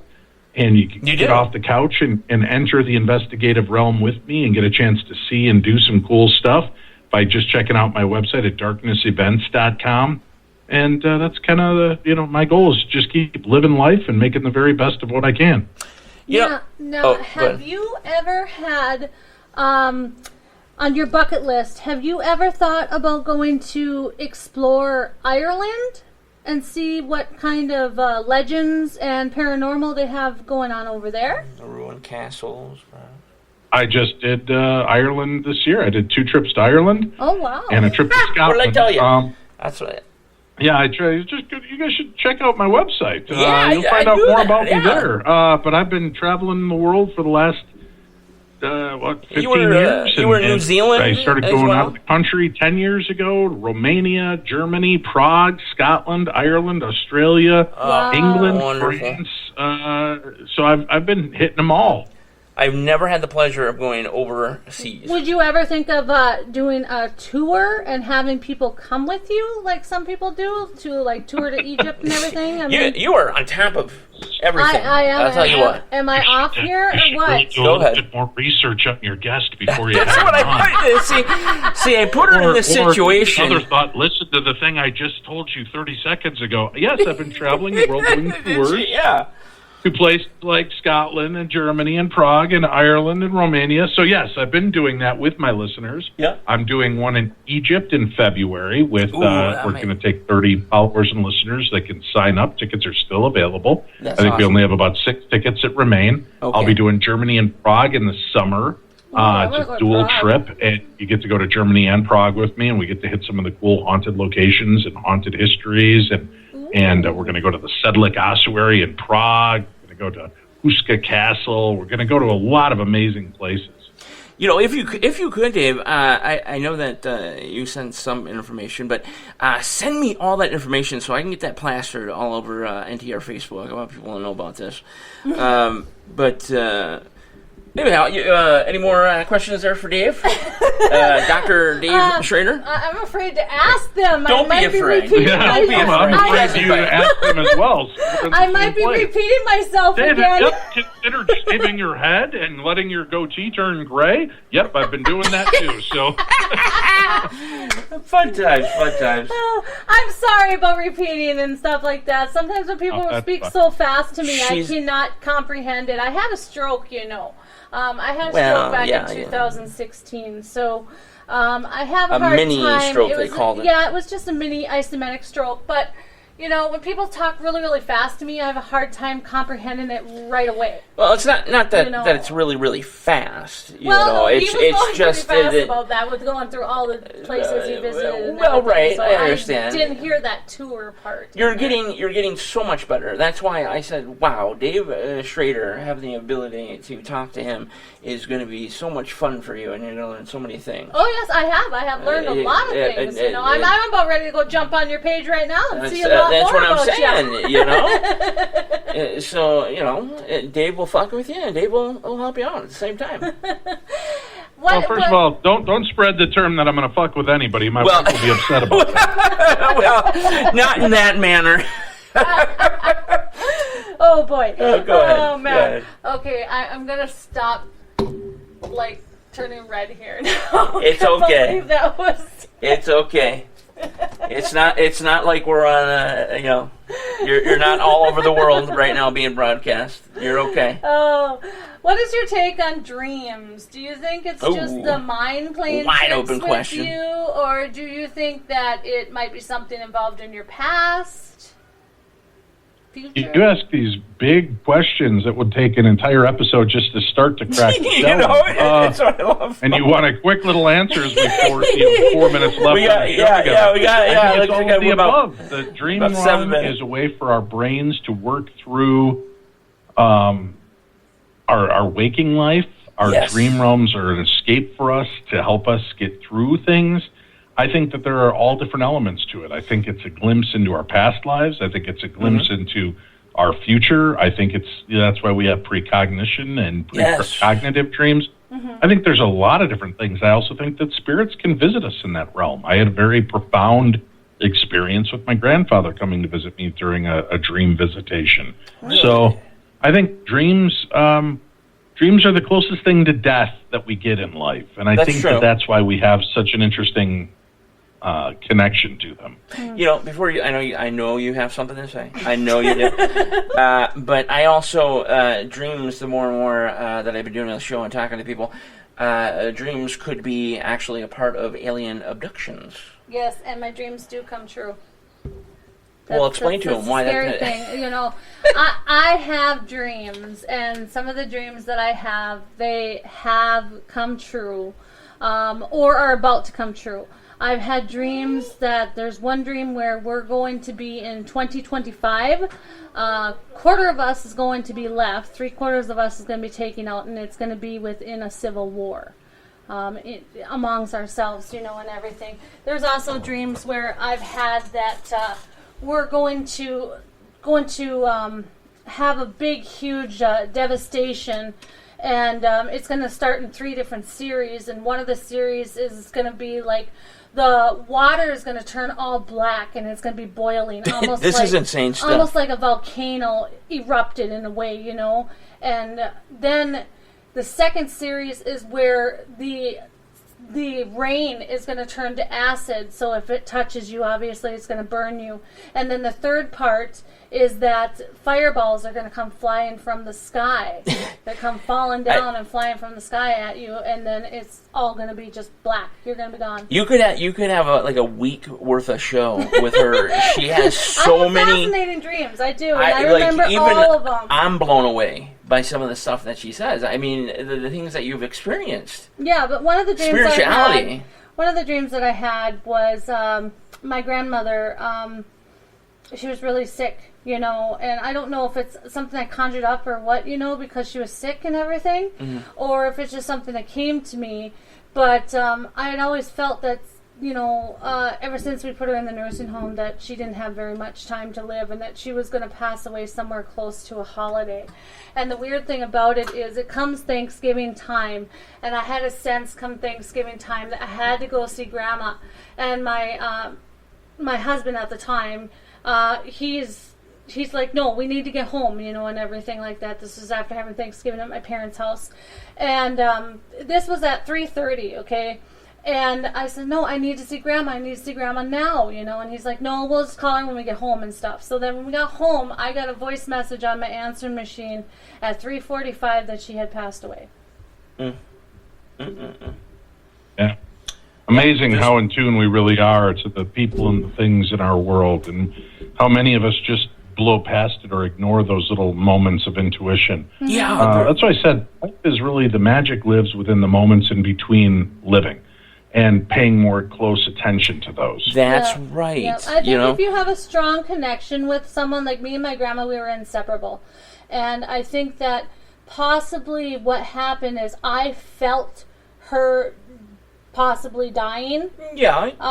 Through her spirit in a way. It's almost like her spirit connected with me. I can absolutely understand that. So strong, yes. You know, energy was so strong. And I think that's what happens when a lot of people have these either deja vus, or they have these you know, what are they called? Intuitive messages or experiences or whatever. It could very well be that you're so attached to that person that the energy is connecting to you through their spirit. Right, I understand what you mean. Like when you're in pain and stuff, I feel like you do. And all that. You do. Yeah, I do. It's like I sympathy pains in a way. Yeah, it really is. And then, you know, the one thing that's kind of interesting, Dave, is that, you know, I worked for the railroad for a very long time as a certified conductor, and they always taught you to know your surroundings. Know your surroundings. My gosh, I was told 1,000 times a day, know your surroundings. Right. And, you know, as I started working more and more with the railroad, I realized that that saying was absolutely true. You better know your surroundings, or you could die. Yeah. Okay, let me put it that way. You could just slide Boy, off. you are two of the cheeriest motherfuckers I've ever spoken to. Holy shit, if she's not telling me post-apocalyptic dreams before I'm going to bed, you got to be aware, because you could be killed at any moment. Wow, you cheery fuckers. I go to bed with this shit on my brain now? Sorry. I had to get this out since this all got started. It's supposed to be a real hoot at a party. I'm telling you, we come in and everybody's like, hey, Brewer and Gregerson are here. Hey, there's a fire out in the yard we have to go put out. We'll see you later. Oh, Dave, this is one of the best shows shows I think I've ever read. Goodness. But no, what I wanted to point out is that they taught you about knowing your Oh, surroundings. God, you're not done? No, I'm not done. Don't sleep tonight. Sorry, Dad's going to have to push the car because I can't be trusted to drive in the morning. I'm thinking of the most bleak nonsense on the planet. I'm so sorry. I'll tell you something funny about one of my dreams here. Well, let me just finish. I gotta finish maybe this. That will help you. We're running out of time here. Let me finish this now. So they taught you to know your surroundings, and they said you'll know this too. This will stick with you in your real life. And before I started this show, and before I got into this type of stuff, this type of talk, late night talk and whatnot, infotainment or whatever have you, I utilize that in real life. Know your surroundings. So I am more attuned to things. Yeah. I notice more things, and that's all I wanted to say. Yeah. So, there you go. You go ahead. That might have just been easier to say than, you gotta be careful, you could die at any time. As far as the railroad goes, that is true.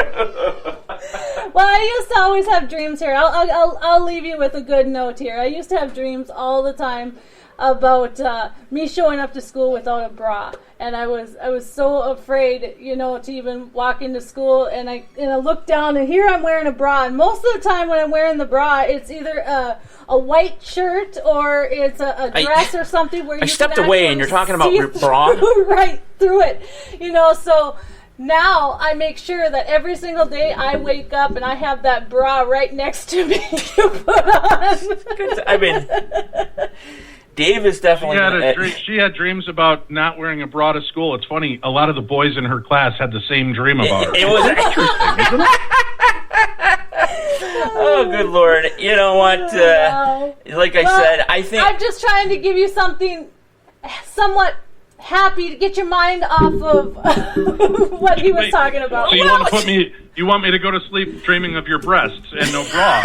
Again, my wife's not going to be happy with these suggestions. This is, oh my goodness. That is not what I'm trying to do, but I was trying to get you to I'm laugh sorry, honey. I bit. had no idea this interview was going to be like this. This show went from, you know what, this is pretty cool, everything's going great, and then it just went whoop, right off the track. Yeah. But you know what? I still had fun. I'm going to tell you that. Yes, I really did. It was a lot of fun. It was a lot of fun.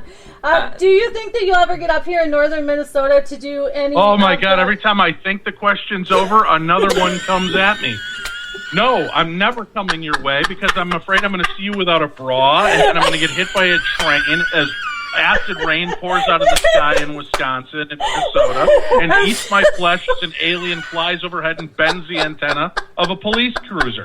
So no, I will never be coming your direction, so stop it. I can't. Okay. I'm just saying you know what? That's understandable. It's understandable, but I'm just saying that you really need to come up here and investigate because there is a lot of... I don't think I've got enough time to investigate. It would take a few years. There is a lot of paranormal going on here in Thief River Falls and St. Hilaire, and you need to see the Civil War people that come out. It's pretty interesting. I don't know that I need to see any of it. I just need to go to bed now. You guys have a great night. He's got to go to bed. Listeners will check into my show for a little less darkness and bleakness. And I come from a show called Darkness Radio. You have a show called Darkness. That's saying a lot, but my show is the Paranormal 60. Paranormal 60 I hope people will check it out. Also go check out darknessevents.com. Absolutely. And come on a trip with me and get to tour the world and get to see some of the most remarkable places. Thank you guys for having me on tonight. No, sure, we'll look forward to coming and talking on your show. Yeah, right. Hey, send me that information so I can get that posted on NTR Facebook and let everybody know what's going on, okay? I'll talk about my dreams Thank on your you. show. All right, Dave. Thank you. Dave, I appreciate it, man. I've known you for a while, listening to you on the radio, and this is a dream come true. Nice talking to you, Dave. Yes, thank you. Have a good one. Take care. All right, good night. Bye-bye. Well, folks, so Dave Schrader is never coming back to our show. I'll put it that way. Oh, my goodness. But we are, unfortunately, at a break. We'll be back with all kinds of stuff. I don't know what we're going to talk about, but we'll figure it out, and we'll recap Dave Schrader, which was probably the most interesting 2 hours I've ever had on this show. Folks, you're listening to Night Talks Radio Live. We'll be right back.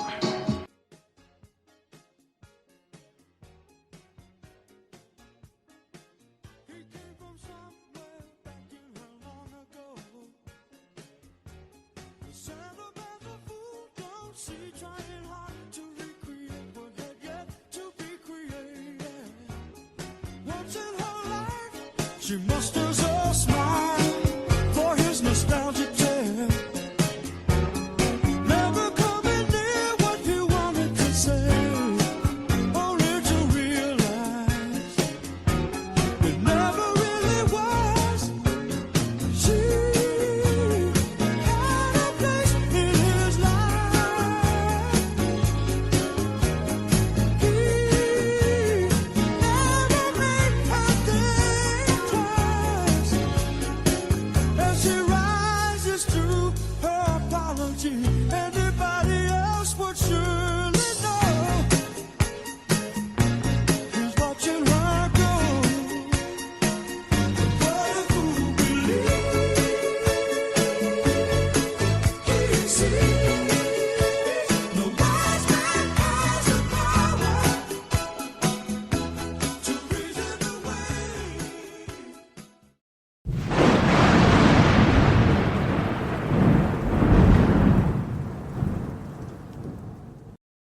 Hey everybody, this is Daniel Brewer live with you, host of Night Talks Radio and NTR Daily. I hope you're enjoying our broadcast tonight, but I got a few things I need to tell you. Folks, if you got a single patriotic bone in your body, you absolutely need to check out our conservative buddies at patriotshit.com. That's right. I said patriotshit.com. Patriot Shit Outfitters have a wide range of high-quality American-made products. None of that communist Chinese crap. Patriot Shit Outfitters have awesome, high-quality patriotic patches, as well as super patriotic gun holsters. Even for those of us who have the Glock 19X. Customizable, you say? That's no problem at patriotshit.com. Say you want your specific constitutional rights, or even the Bill of Rights, customized on your gun holster. patriotshit.com can do it. Mega fan? Trump just announced his 2024 presidential bid. If you want to show your support, Patriot Shit Outfitters can do that for you. By customizing your gun holster with, say, Trump 2024. But that's just the tip of the iceberg, folks. Patriot Shit Outfitters have patriotic flags. How about a little Don't Tread on Me and much, much more? They also have the Incredible Sharpie. The Incredible Sharpie is simply amazing. Say you're trapped in floodwaters or go off a bridge into the water and your car is sinking. Just break out the Incredible Sharpie and slam it to the window. That window will break. You'll be able to sneak free and swim to get that life-saving air. On top of that, people around you in public won't even know that you have a weapon on you. So, since Biden told the left to attack any Republicans or conservatives, they won't have a clue. Oh yeah, and for those patches that I spoke about earlier, you gotta have a place to put them, right? PatriotShit.com has adjustable mission caps with loop area for morale patches. Not to mention shirts as well. Also, multi-purpose bug-out bags, along with multi-purpose backpacks. Need some stuffing stockers for Christmas? Why don't you get the family a few bracelets? Bracelets that say, "Fuck Biden." The perfect family Christmas gift. And of course, PatriotShit.com works exclusively with Glock. Also, for law enforcement, they have handcuffs. And those few items that I just mentioned are simply just the beginning. So get up, get off the couch, head to your computer, and type in PatriotShit.com. Purchase everything that you need, and then at checkout, type in the code REDWAVE24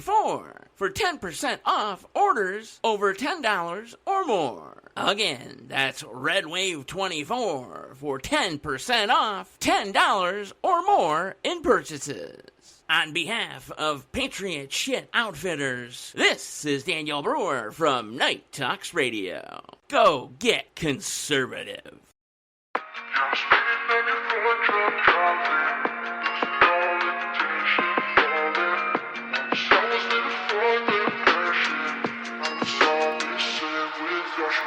Yeah, I'm speeding 91, drunk driving, losing all intention, falling.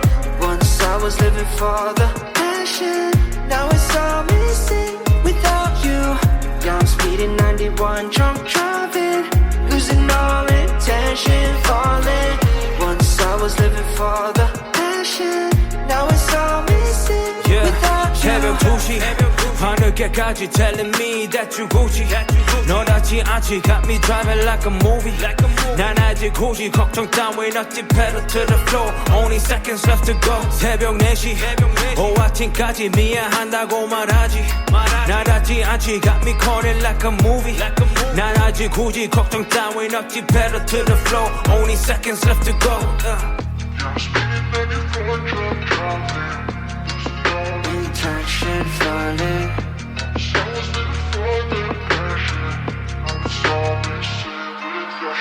Yeah, I'm speeding 91, drunk driving, losing all intention, falling. Once I was living for the passion, now it's all missing without you. Yeah, I'm speeding 91, drunk driving, losing all intention, falling. Once I was living for the passion, now it's all missing without my life you. is flashing I'm running on past it 뛰어도 talk about practice 인생은 game 그 이유로 난 노력해 passion 하루가 지나도 speed and I go 신호등 red you already know 마지막 순간은 pressing and more My life been flashing yeah 난 아직 힘들어해 Remember the time 싫어져 난 피곤한 기도해 I'm living on one 시간 따라와 나 희망을 믿어나 봐 Hoping the future I'm hoping the future 난 미래로 멀리 좀 없어져 나 Yeah, I'm speeding 91, drunk driving, losing all intention, falling. Once I was living for the passion, now it's all missing without you. Yeah, I'm speeding 91, drunk driving, losing all intention, falling. Once I was living for the passion, now it's all missing without you. My life is flashing now, only seconds remain. My life is flashing now, only seconds remain. Yeah, I'm speeding 91, drunk driving, losing all intention, falling.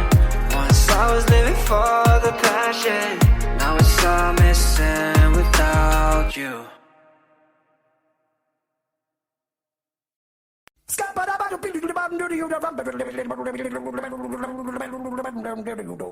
I'm a scat man.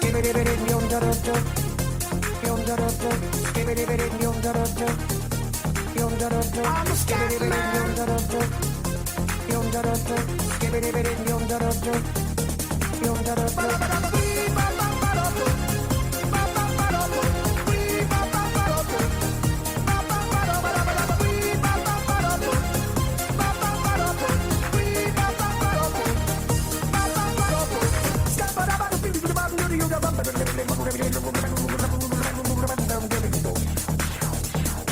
Everybody stutters one way or the other, so check out my message to you.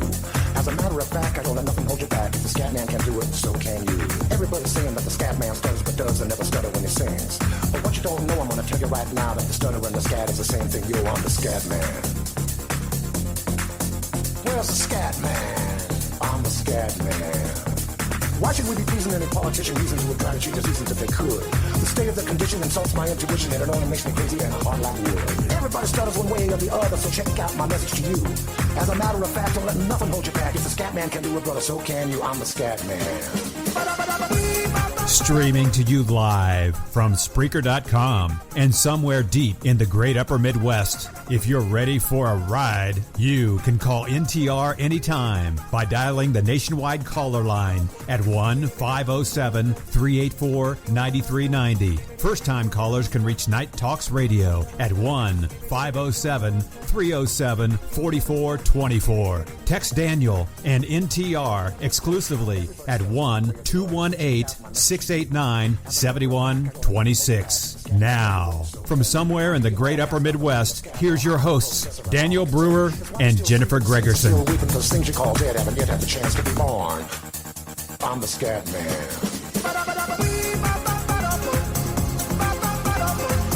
What a perfect song for tonight's adventure. Yeah, that was quite an adventure. With the Paranormal 60 host, Dave Schrader. I know. Got a little wild there towards the end. I think he won't be traveling to northern Minnesota anytime soon. Yeah, and I don't think he wants to meet us either. We're too crazy for him. I would hope he's joking, but no, Dave's a great guy. We're gonna post all that stuff for you, so you have that information about his shows, his TV series, adventures that he goes on, tours, all that good stuff. Upcoming ones as well. That's right. We'll get that all posted for you on NTR Facebook and, of course, the chat group. And now that Elon has unlocked Twitter, we're going to get our NTR Twitter back. So we'll be posting on that as well. And there's some other things in the works to get out there a bit more to our now 600,000 plus listeners, folks. Last night was our 40th show. Yep. Obviously tonight, 41st. Yep. But from 1 to 41st, we have reached 600,000 plus listeners across the world. Yeah, that's amazing. There's more than 200,000 alone in North America. That's amazing. Good job. Good job. Pat ourselves on the back. Thank you for so that much one. for listening to us. We enjoy doing this every night, pretty much. We only have Monday off. We're always working on Mondays and Fridays. Mondays and Fridays, yeah, but Fridays are work day, basically. The thing Dave had brought up is, to get into radio, you can't be the same. You can't be cookie cutter. Nope, gotta be unique. You gotta be unique. If I were to ask Dave that question now, I think Dave would go, sure as shit, you have a unique show. Yeah, right. No, I am super thankful that we were able to get Dave. Oh, yes. Tonight. And, of course, we'll have promo banners and such coming up. That was the one issue. It's always something with NTR. But we get the studio, the home studio, fixed up, and then what happens? The graphic system just says, "Well, you fuck off." Well, that's what happens sometimes, but we just pick up where we're at and we keep on going forward. You got to keep on trucking. Yes. You know what I mean? Keep on trucking. Yeah. Woohoo. All right, I'll make sure I delete that off of the broadcast. But bottom line, had a great time with Dave Schrader, and it really was fun for me because I remember listening to Dave on Coast to Coast years and years ago. Yeah, and I got to learn a lot about him. I had heard of him. You were afraid at first, you said. Yeah, I was afraid of, yes. That guy sounds a little scary on the phone there. Yeah, he seemed a little intimidating bit on the phone, and stuff like that. But it kind of threw me off a little bit about what questions you seen his pictures? And stuff. So. You seen his pictures? I've seen his pictures, yeah. I imagine that dude is like 8'1". Oh, he's tall, yeah. But very protective of his family, of course, like I am, and I think we have more things in common than he actually realizes. But so we got another 45 minutes? Yeah, we can open up the phone lines. We got the we're we're going to open up the phone lines, folks. So if you want to call into the show, we are now going full open lines. And those should work now as well. And, of course, the numbers to the show, if you want to call in, if you have any questions about anything that's happening in this world. Or any suggestions about any topics you would like us to touch base on. You can call the nationwide call-in line at 507-384-9390. Or for the first-timers out there, you can call 507-307-4424. If you have any questions, that is. Yes. So, Jennifer, what's on your mind? Well, I had heard something that was quite alarming with, what's going on over in Ukraine and what's going on in Taiwan and stuff, that there was an explosion in Qatar. Qatar? Yeah, what happened there? Well, multiple. Obviously with internet, things travel. Mm-hmm. As soon as it happens, you pretty much know about it if you're on the other side of the planet. Yep. Multiple videos started popping up of what almost looked to be like a massive oil fire, you would think, because not an oil spill, but the smoke resembled like an oil fire because it was pure black. Ah. Okay, and from what I am to understand here is that it was a port in Qatar. Mm-hmm. Okay, and something went wrong inside the facility. Yep.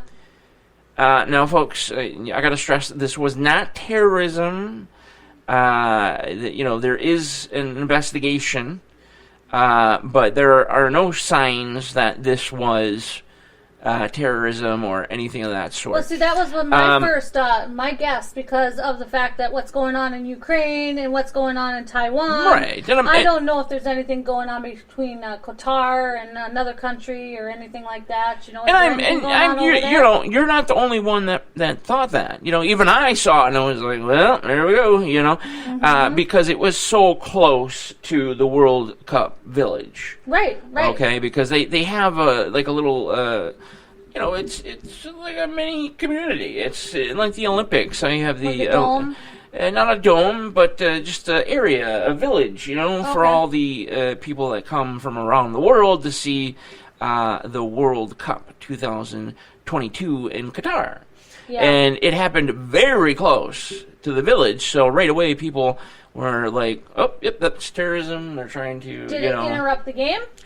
Did not. No games were interrupted, but as I said, who's many on top people. so far with the game? Who's on top? Well, it's still hard to tell. Round of 16 is coming up for Team USA. They must. Talk about real life mixing with sports and this and that. We must win against Iran. Wow. On Tuesday at 1 p.m. In order to move on to the round of 16 for the World Cup. But how ironic is that? With everything that's going down in the real world, we have no choice but to win against Iran. A tie will eliminate us. A loss, obviously, will eliminate us. Who's the top one right now? Who's the top country that we need to be worried about? Worried about in our in the group, or worried about in the whole thing? In the whole thing. Well, let's say Brazil is always dangerous. Argentina, same thing, very dangerous. I have a pen pal from Argentina. Oh, excellent. And Kenya. Well, there you go. But, I lost touch with them. I wish I would have continued, though, because then I would have known a little bit more about their countries. Anybody out there that knows about what happened to Canada, I don't know if they won their previous game, but they were in a group as well for the first time in a very long time, and had an opportunity, just like everybody else, to get to the round of 16 and get closer to the World Cup. the odds of Canada doing that, though, are very slim. Right. If you made a bet on Canada winning the World Cup, my gosh, you'd be a millionaire right now. But most likely you're going to see Brazil, possibly Croatia, Argentina. I go for Argentina. That's my vote. Okay, and and then of course you have your sleepers out there that you have to watch out for. That just it's the same thing like college basketball, March Madness. Huh? Remember Loyola College in Chicago? Yep. When they made that run a few years ago, in their I'm not gonna call her a mascot. But remember the old lady in the wheelchair? And that was the inspiration for them. And those guys knocked off some top dogs, and they were right there. I believe they made the Final Four, but unfortunately were eliminated before the national championship. But for a team like Loyola, Chicago, how many times have you heard me say, man, we got to play Loyola, Chicago? No, you know what I mean? Not very often. No. So, but that is how I can define sleeper for you. Ah. So that was a sleeper team, and in the World Cup, They come alive. There's something that inspires them, and maybe losing all the time maybe might inspire them. Possibly. We don't lose anymore. We want to fucking win. Yep. But their inspiration was she was an alum. I believe she was a female basketball player for the team back in her day, possibly even a coach. I think she was a nun. Towards the end, I'm not sure. I'm only 40% on that, folks. But they were inspired by her. Yeah, when they rolled her, and it was she was a nun. Yep. And so you don't know what's. Is she still alive? Unfortunately, I don't believe so. Oh. I think she passed away more than 2 years ago. Again, I'm about 40% on that, but I do believe she did pass away. Oh. Unfortunately, she was quite old. I don't want to call her a mascot. No, but you know what I mean. Like but your number one fan. Yeah, she was. She was definitely their number one fan, and was courtside the whole time. Maybe she had friends or relatives in, the actual on the team or something like that. Maybe. No. It's just that she was a lifelong fan, and like I said, I believe she played basketball. Oh, in her day, and I believe she was a coach, and I also believe that towards the end, before she was in the wheelchair, for reasons I don't know why she's in the wheelchair. I don't know what caused that, but I think she became a nun as well. There, it's a very godly school, and on top of all of that, just a huge basketball fan. Yeah. So she was courtside for all those games every single time. So what is the NFL and the AFL looking like right now? Who's on top? You said the AFL. You're separating them like it's the 1960s. Is that how it goes, though? I mean, it's all just the NFL now. But so you're asking who? Now, what are you asking about the NFC or the AFC? AFC. That's what I meant. Now, what do you want to know about that? Who's on top on the NFC? Who's on first? Yep. Okay. Who's on first? Okay, so who is on top in the NFC? You said? Who was on first? Who's on first? I do believe Philadelphia. What's on second? Who's on first? What's on second? Right. I do believe in the NFC. I think Philadelphia is kind of the top dog. Okay. Of course, you know. The AFC? Who's on the AFC? Top of the AFC? Well, we'll talk about the AFC here in a second, but okay. The Eagles are, at 10-1. You got teams behind them, of course. The 49ers leading the West, NFC West. The Vikings at 9-2 on the NFC North. How about that? Vikings making some moves there. Got one of my favorite players from my team, the Detroit Lions, Hawkinson from Iowa, Hawkeye. Yeah. But Detroit, here is the funny thing, folks. I actually took a picture of it. I'll probably post on NTR Facebook or something. But they started showing pictures of who is in the playoffs, who is a wild card, and who is in the hunt. Right. And by golly, if my Lions weren't in the hunt still. Ooh. So the Detroit Lions, though they are 3 games back, I believe, of the Washington Commanders at this point. Yes. And I'm sorry, the Washington Redskins. Yeah. I'm not going to call them the Commanders. Ridiculous. But they, right now, mathematically still have a shot to make the playoffs out of the NFC as a wild card team. Okay. They're not going to be able to catch the Vikings in any way. But, and then, of course, in the South, you got just a I would call it a very lame division. The Buccaneers have a small hold on first place at 5-6. They're not even 500, folks. And then you got the Falcons at 5-7, Panthers 4-8, and the New Orleans Saints, who went from being relevant to who the hell are you in just a matter of a couple of years. Drew Brees was out of there. 4-8. So a lot of possibilities out of Where is Mahomes in this whole entire thing? Mahomes, so you're talking about the AFC. The am. Chiefs are 9-2. They lead the West. Right behind them, a little far back, the Chargers at 6-5, Raiders 4-7, Broncos you don't need to worry about. Period. So I'm assuming the Chiefs won tonight. Yes. Awesome. Yes, awesome. Ravens leading in the North. AFC North. They are actually tied with the Bengals, 7-4, and then you got the Browns and Steelers hanging out in the basement, 4-7 and 3-7 respectfully. And then the South looking like a mess. Everything besides the Titans. Titans at 7-4. You got the Colts 4-6. Jaguars 4-7, and then you got the worst team in the league right now, and that is the Texans at 1-9-1. You would think that would be the Lions. The Dolphins, by the way, still doing good, but the Bills are tied with them. They're both 8-3. That's a big battle over there in the AFC East, to be honest with you. The Jets are right there.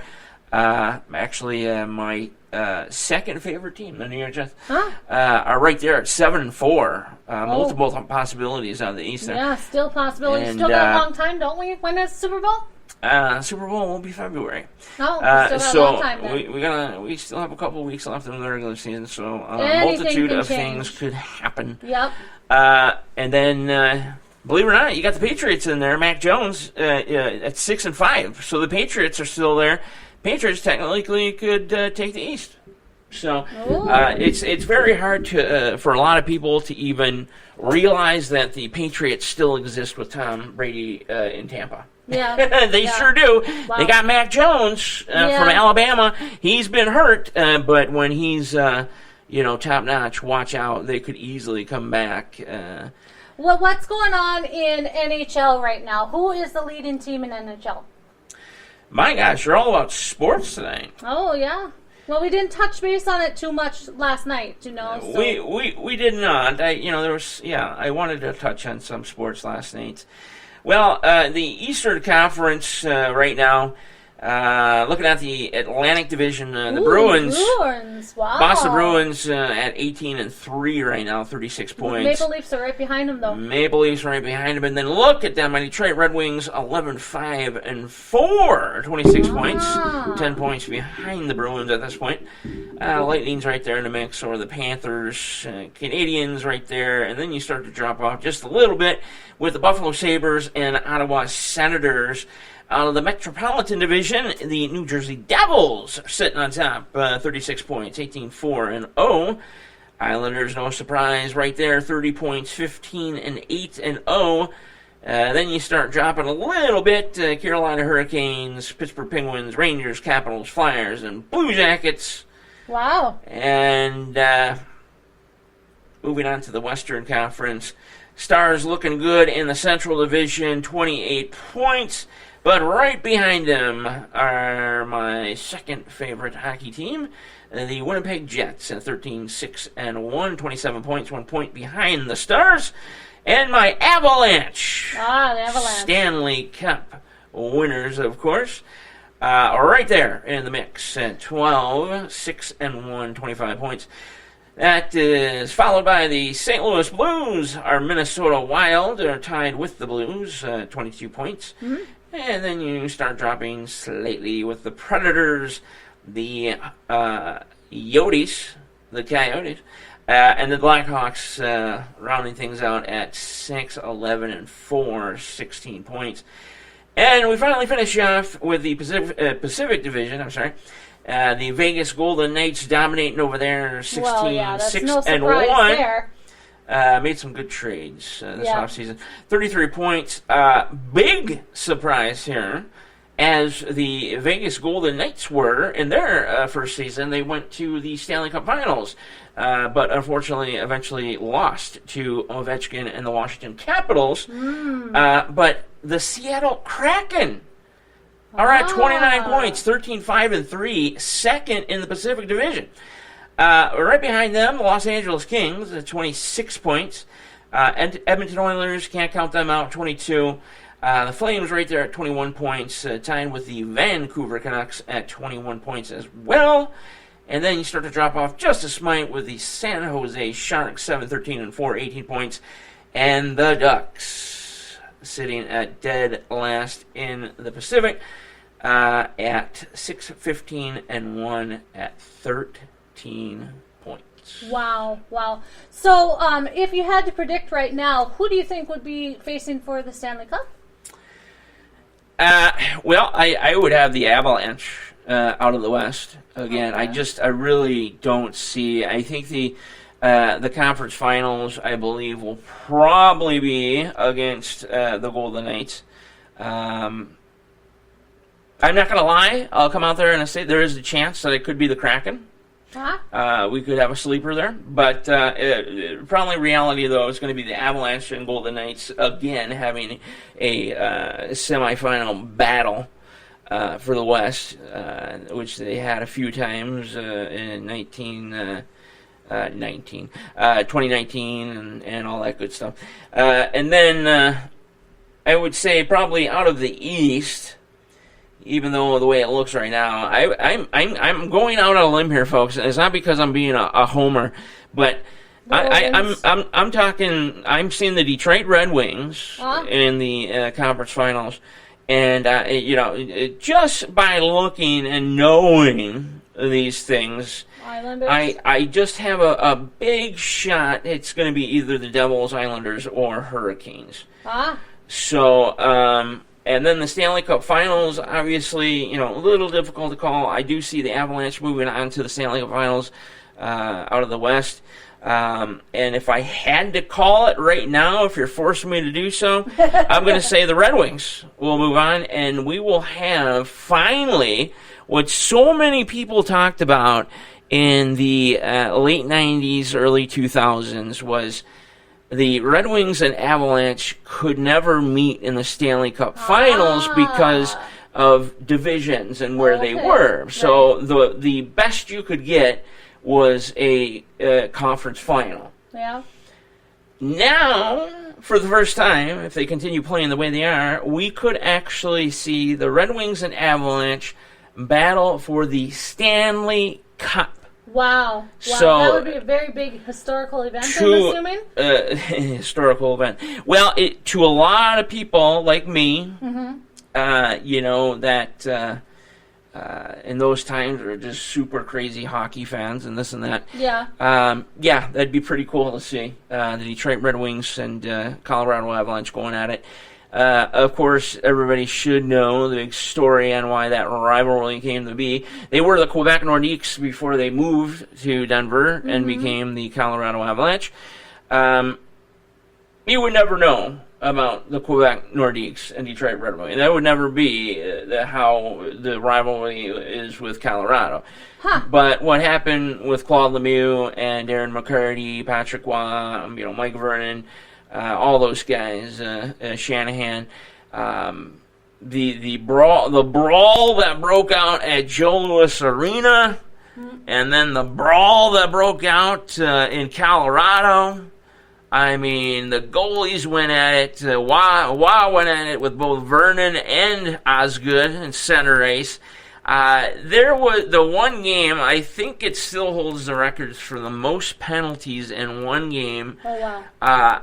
I kid you not. I'll have to show you this one day because, like, hockey wasn't being played. Like, it was topically being played, but literally every 2 minutes you heard a whistle, the crowd stand up, and the camera panning around trying to find what's going on, and sure as shit, you got a little brawl starting in the corner, and the ejections were crazy. There was like 3 to 4 players in the penalty box for each team at any given time. Right. And it was just, it turned into, I'm going to find somebody and try to whoop their ass. And that was a fight night at the Joe. I'll never forget that.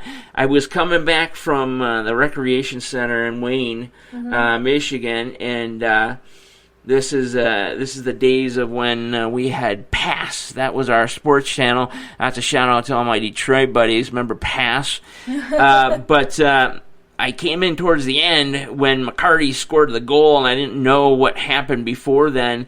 And so I ended up watching the replay, and I was like, oh my God. The next day in school, everybody was juiced up. You know, that time period, hockey was like really big. You know, Detroit was. Time, weren't you? Yes, I was. Oh gosh, for many years, 13 years. What did you do? What were you? A forward? Yes, I was a forward. I was a left wing. Yes, I was a forward. Left wing? Okay. I never played any other position. What do you do? What is their job? Well, you got the left side of the ice. You essentially defend against their player on that side of the ice, and that's kind of your zone. You don't have to hang out on the left side of the ice. You can go outward, but mainly your job is to cover that side of the ice. Offensively, for the most part. Defensively, a little bit, but you also have your, left side defenseman that covers that, but you're also there to help him as well. That was my job. I have a hockey game, so I just watch it on TV. You have to watch it. We watch hockey games all the time.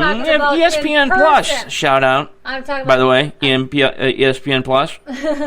I'm talking about in person, actually going to a game. I have fun stuff. I've been to several in Detroit. Did you not here in Minnesota. Did you score any goals when you were playing? The most goals I scored in any given season was 16. Wow, that's pretty good. Well, it was. As far as scores go, I guess you could say it was slightly below average. So was this in high school? No, this was juniors. What's juniors? Juniors is essentially the next step into the NHL. Oh. So, but you also have levels in juniors. You have like junior C, junior B, junior A, and all that stuff. But the top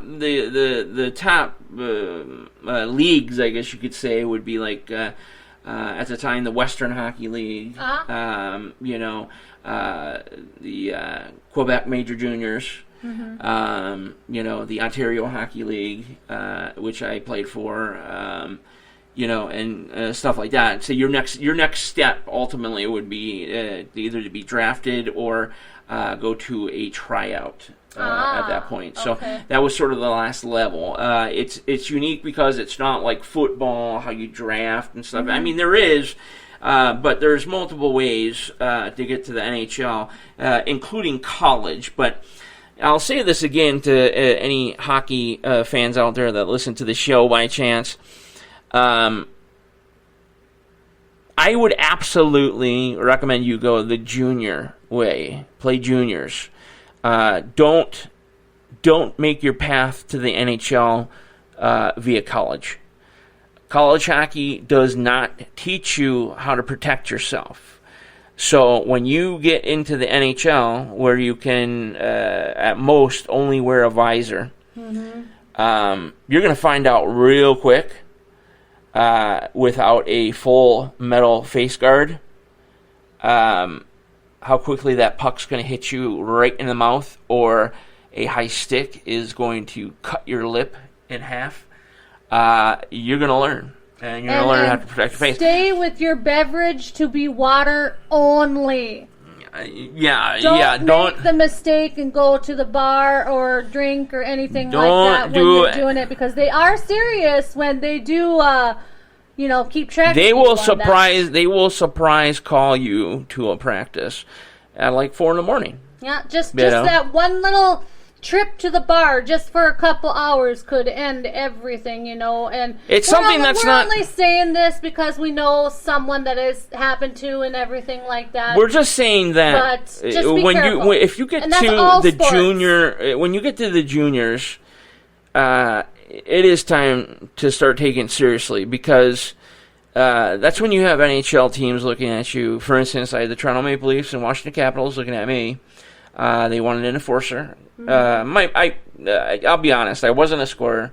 I rarely assisted. I fought. Okay, I mean, I was a fighter. So I had, so they were looking for some enforcers. So I had the Maple Leafs and Capitals looking at me just because of not scoring or assisting. They wanted a tough guy to be out there to take care of business. Back in that day, when hockey was hockey. Yeah. Where there were fights and stuff and hits and all of that. Now it's very finesse and fast, and they wanted to make it a more sleeker, fast game with scoring. So the hockey I grew up with and know, and just like Jaromir Jagr stated, he said the same thing. He was asked, would you ever go back to the NHL now? And of course, he's in Czech Republic playing for some leagues out there still, and I think he's like 91 years old now. But he said no, because it's not the same style at all. He liked having to be the way he was with the physicalness and all that. Now, he said he would just skate around the guys and score goals all day, and that's all it would be. There wouldn't be any hits, there wouldn't be fights, there wouldn't be roughness. Nothing like that. It takes a lot now to see what you used to see, say, in the Detroit-Colorado rivalry. We miss it. The old school fans, and you know who you are, we miss that old style of hockey. Yeah. They've taken it away from it. It's more about finesse and fast and quick. Right. It's not about busting somebody's ass in the corner anymore. I'll put it that way. Now, when you were in high school, did you ever go through any other sports? High school, the only thing I did in high school was baseball. 2 seasons, I was catcher.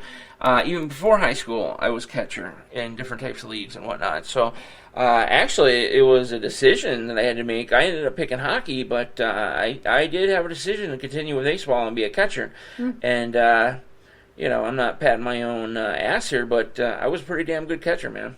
Yeah. But I decided to take the hockey route. I just, growing up where I grew up, right next to Windsor, you loved hockey. Yeah. It was the Red Wings, Toronto Maple Leafs, hockey. Yeah. For God's sakes, Detroit was called Hockey Town, and still is. Minnesota is called the state of hockey. Right. I know. In 5th grade, I used to play basketball. I used to be the Knicks. I don't know. Knicks? Yeah, that's what we mean? were called. Your team was called the Knicks, like the New York Knicks? Yep. But the thing is, when it came down to the final goal, and I don't know why he did it or whatever, and stuff, the coach had done a play where I would catch it for a layup. And I could never do layups at all. I don't know if he believed in me or what. But... yeah, so I could never do layups, not even in practice or anything like that. And I don't know why he did it, but I ended up losing the game. Oh, no. And that kind of took my passion away from basketball, and I just never went back. No. You lose the final game, everyone's going to look at you and like, come on, seriously, that loses all You know, hope I in felt that type of basketball. situation. The simple thing. It's simple. You just have to come back and work harder at it. And and I wish I would have done that because I did have fun playing basketball. Yeah, I still look at that now. Did you day- imagine when you played that there would be WNBA and Right. you could be a strong Right. center right now or something? Well, see, the thing is with the layups and everything like that, I don't know. You if could work on that, I you don't know. know if I could ever do it though because of my eye. I'm blind in my left eye. I don't know, and I think that might have been why I was having so much hard time actually. You doing just the have to layups. learn. You have to go by yourself, go to a park or whatever have you, and simply just eyeball that because all you have to do is kiss the glass, and it goes right in. That's what I was always told. You just kiss the glass, so the ball is just boop, and goes right in. But with me having a car accident, in my background now, and Your situation was a little more complicated, unfortunately. Back, I don't think I'd ever be able to do any kind of sports or anything. And that's the sad thing is I don't know if I'd ever be able to play sports with Mackenzie. I have to say that I think you can. I think I want to start her out with some soccer, okay? Because she enjoys soccer very much. I could maybe do that. And I also want my left foot. Right. And I also want to get her into cricket. There's actually cricket sets for her age. And obviously it'd have to be spring or summer. Yeah, but where's cricket around here? That's the thing. You just find it, and we go to the park down there, we put the stands, and boom, there you go. It's just like playing a pickup game or whatever have you. Yeah, so who knows? We might be able to start something. And like I said, they got packages for her age. Uh-huh. And it's like good stuff. Like I was checking it out a couple weeks ago. Mm-hmm. It's not cheap bullshit. No, I never said it was. And it could. I'm just saying. Dance. Dancing. Yes, I would love to see her dance. She loves to dance. I mean, every time music comes on. Every time, like when we're producing the show. Making her own songs, making her own dance. Oh my God, she is. Wow. It's like she's. What do you call those dancers?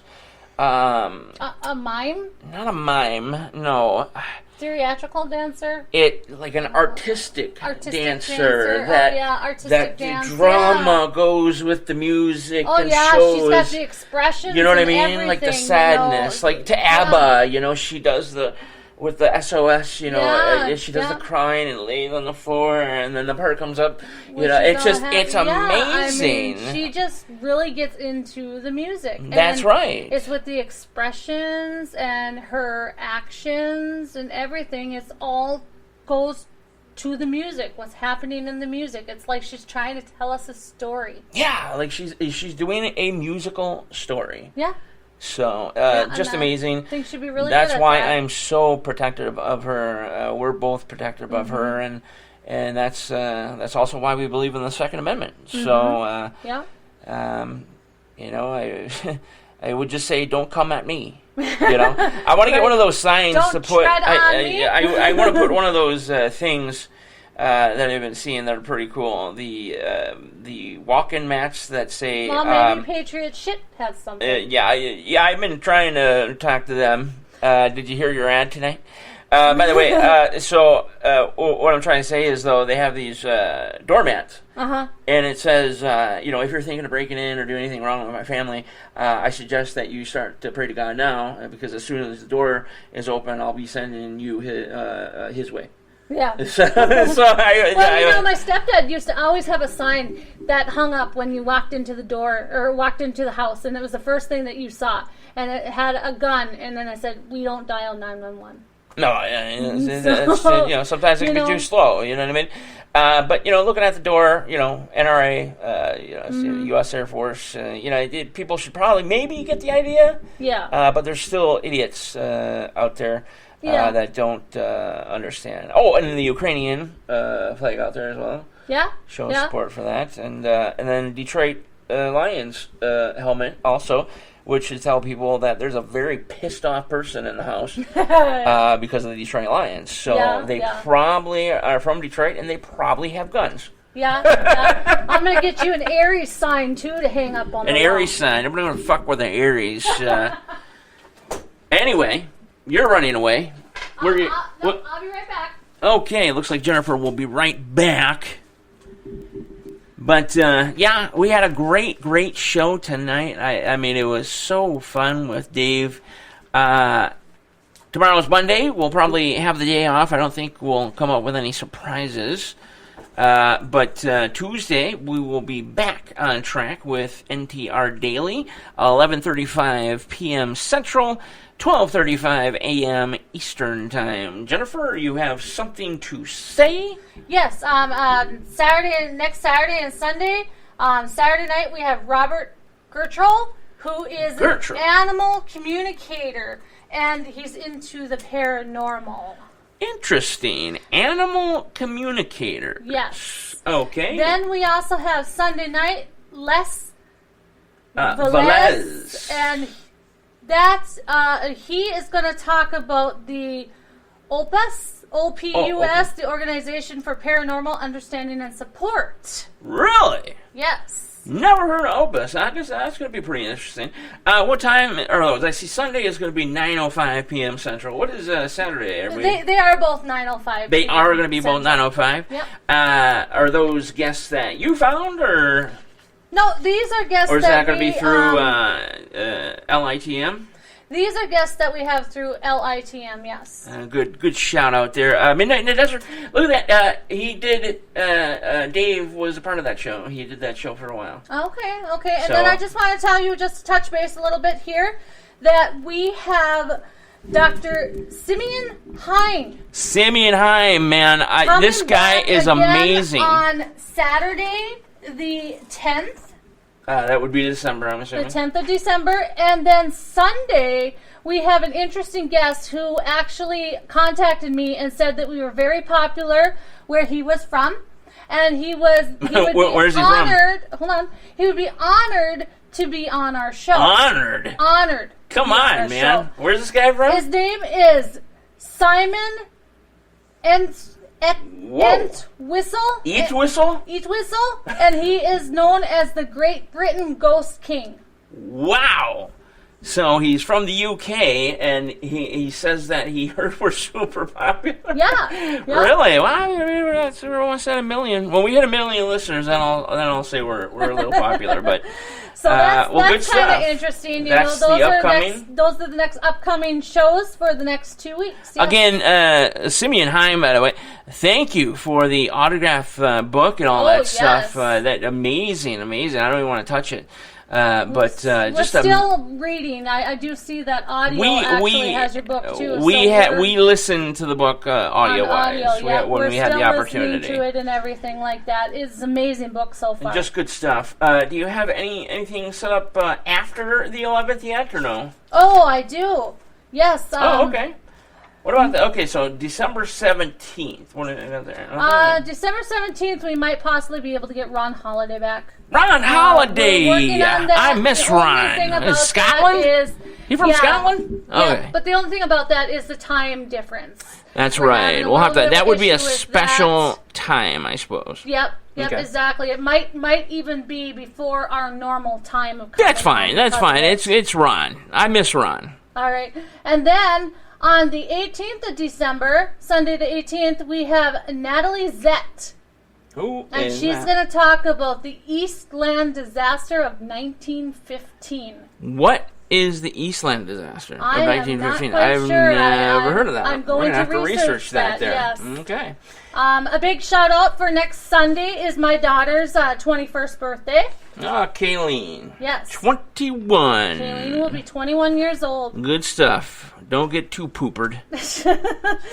And we are open on Christmas Eve. Well, remember, we don't say the word open because right away you're fucking business. No, we are on a Christmas Eve. We're gonna have a Christmas Eve show. We don't know who we're gonna have yet. I am hoping that we could maybe get Connie Willis. Well, I've already sent a message out to Connie Willis to see if we could. If we can't, I would love to have Connie or Ian. If we can't get Connie Willis, I believe we're going to have. What's Richard Sarrett up to? We got to reach out to Richard. I want to talk to him. I got some stuff I want to talk to Richard about. Oh, really? Yeah. What's that?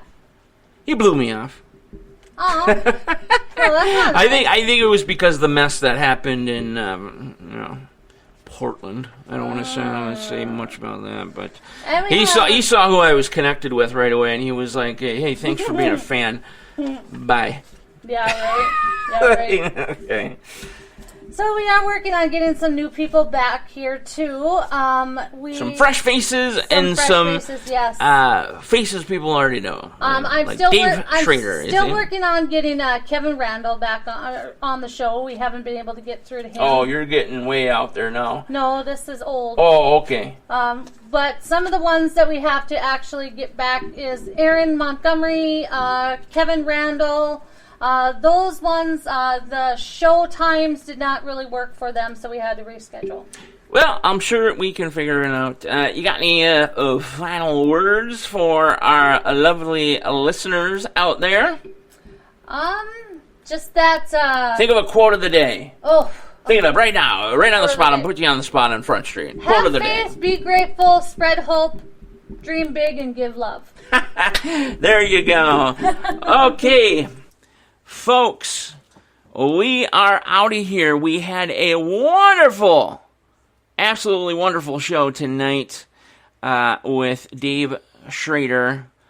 Paranormal 60 is his show, podcast, and he has multiple other shows that we'll be posting on NTR Facebook and the chat group, and hopefully Twitter pretty soon as well. But we had a wonderful show tonight. Besides that, we will be back on Tuesday with a brand new edition of Night Talks Radio Daily. So don't miss out on that, folks. All right, we'll talk to you later. Bye-bye.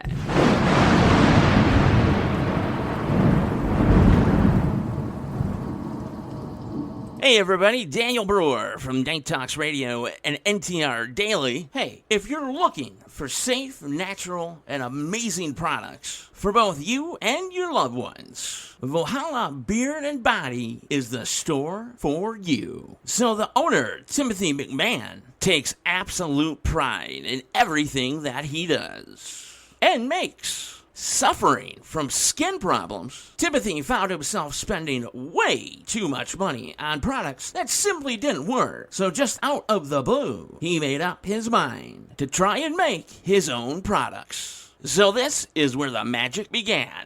Valhalla Beard and Body has several different bars of soaps, scents, wax melts, beard care products, and soap savers. Everything is homemade and made from bees rescued from the state of Arizona. This absolutely unique conservative store also has bundles, kits, and soon to come shampoo products. So if you're tired of wasting your money on far-left companies that don't care about you whatsoever, head on over to ValhallaBeardandBody.net and check out some of the natural products. I think the secret ingredient is leftist tears. That will leave you smelling good, looking great, and enjoying soft skin results. Oh, and don't forget to click on the code NTR10 for 10% off your order. Again, that's NTR10 for 10% off. The offer does not apply to custom soap loaves. So, if you love America and you're patriotic and, of course, on the right side, hop on the internet and check out ValhallaBeardandBody.net or call Timothy McMahon directly at 602-622-1126. That's 602-622-1126. And start enjoying handcrafted soaps, beard balms, beard oils, and much, much more. Valhalla Beard and Body is located in Gilbert, Arizona.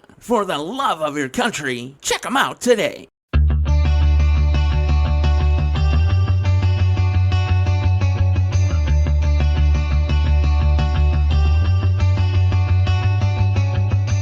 You're a waterfall, I'm a fire. No surprise we don't go together.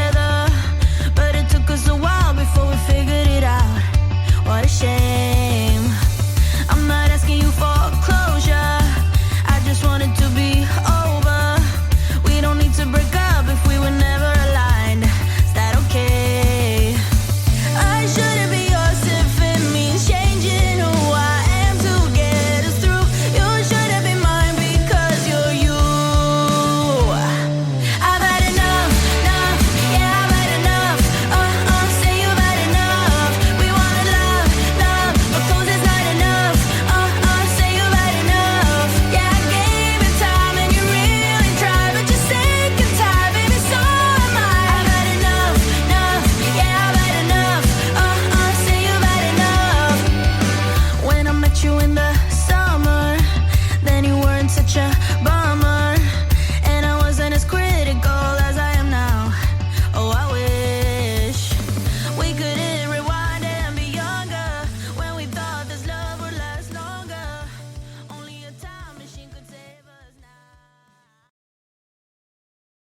for Night Talks Radio Live, our very special guest, Dave Schrader. Our co-host, the amazing, the beautiful, the intelligent Jennifer Gregerson. The voice of Night Talks Radio at NTR Daily, Kevin Robinson. Of course, Spreaker.com, iHeartRadio, Amazon Music, and most other popular streaming sites. Thank you for letting us get our voice out there. Valhalla Beard and Body, Gentle Lady Boutique, and PatriotShit.com. And, of course, Art Bell. If it weren't for him, we wouldn't be here. And, of course, me, Daniel Brewer, your host.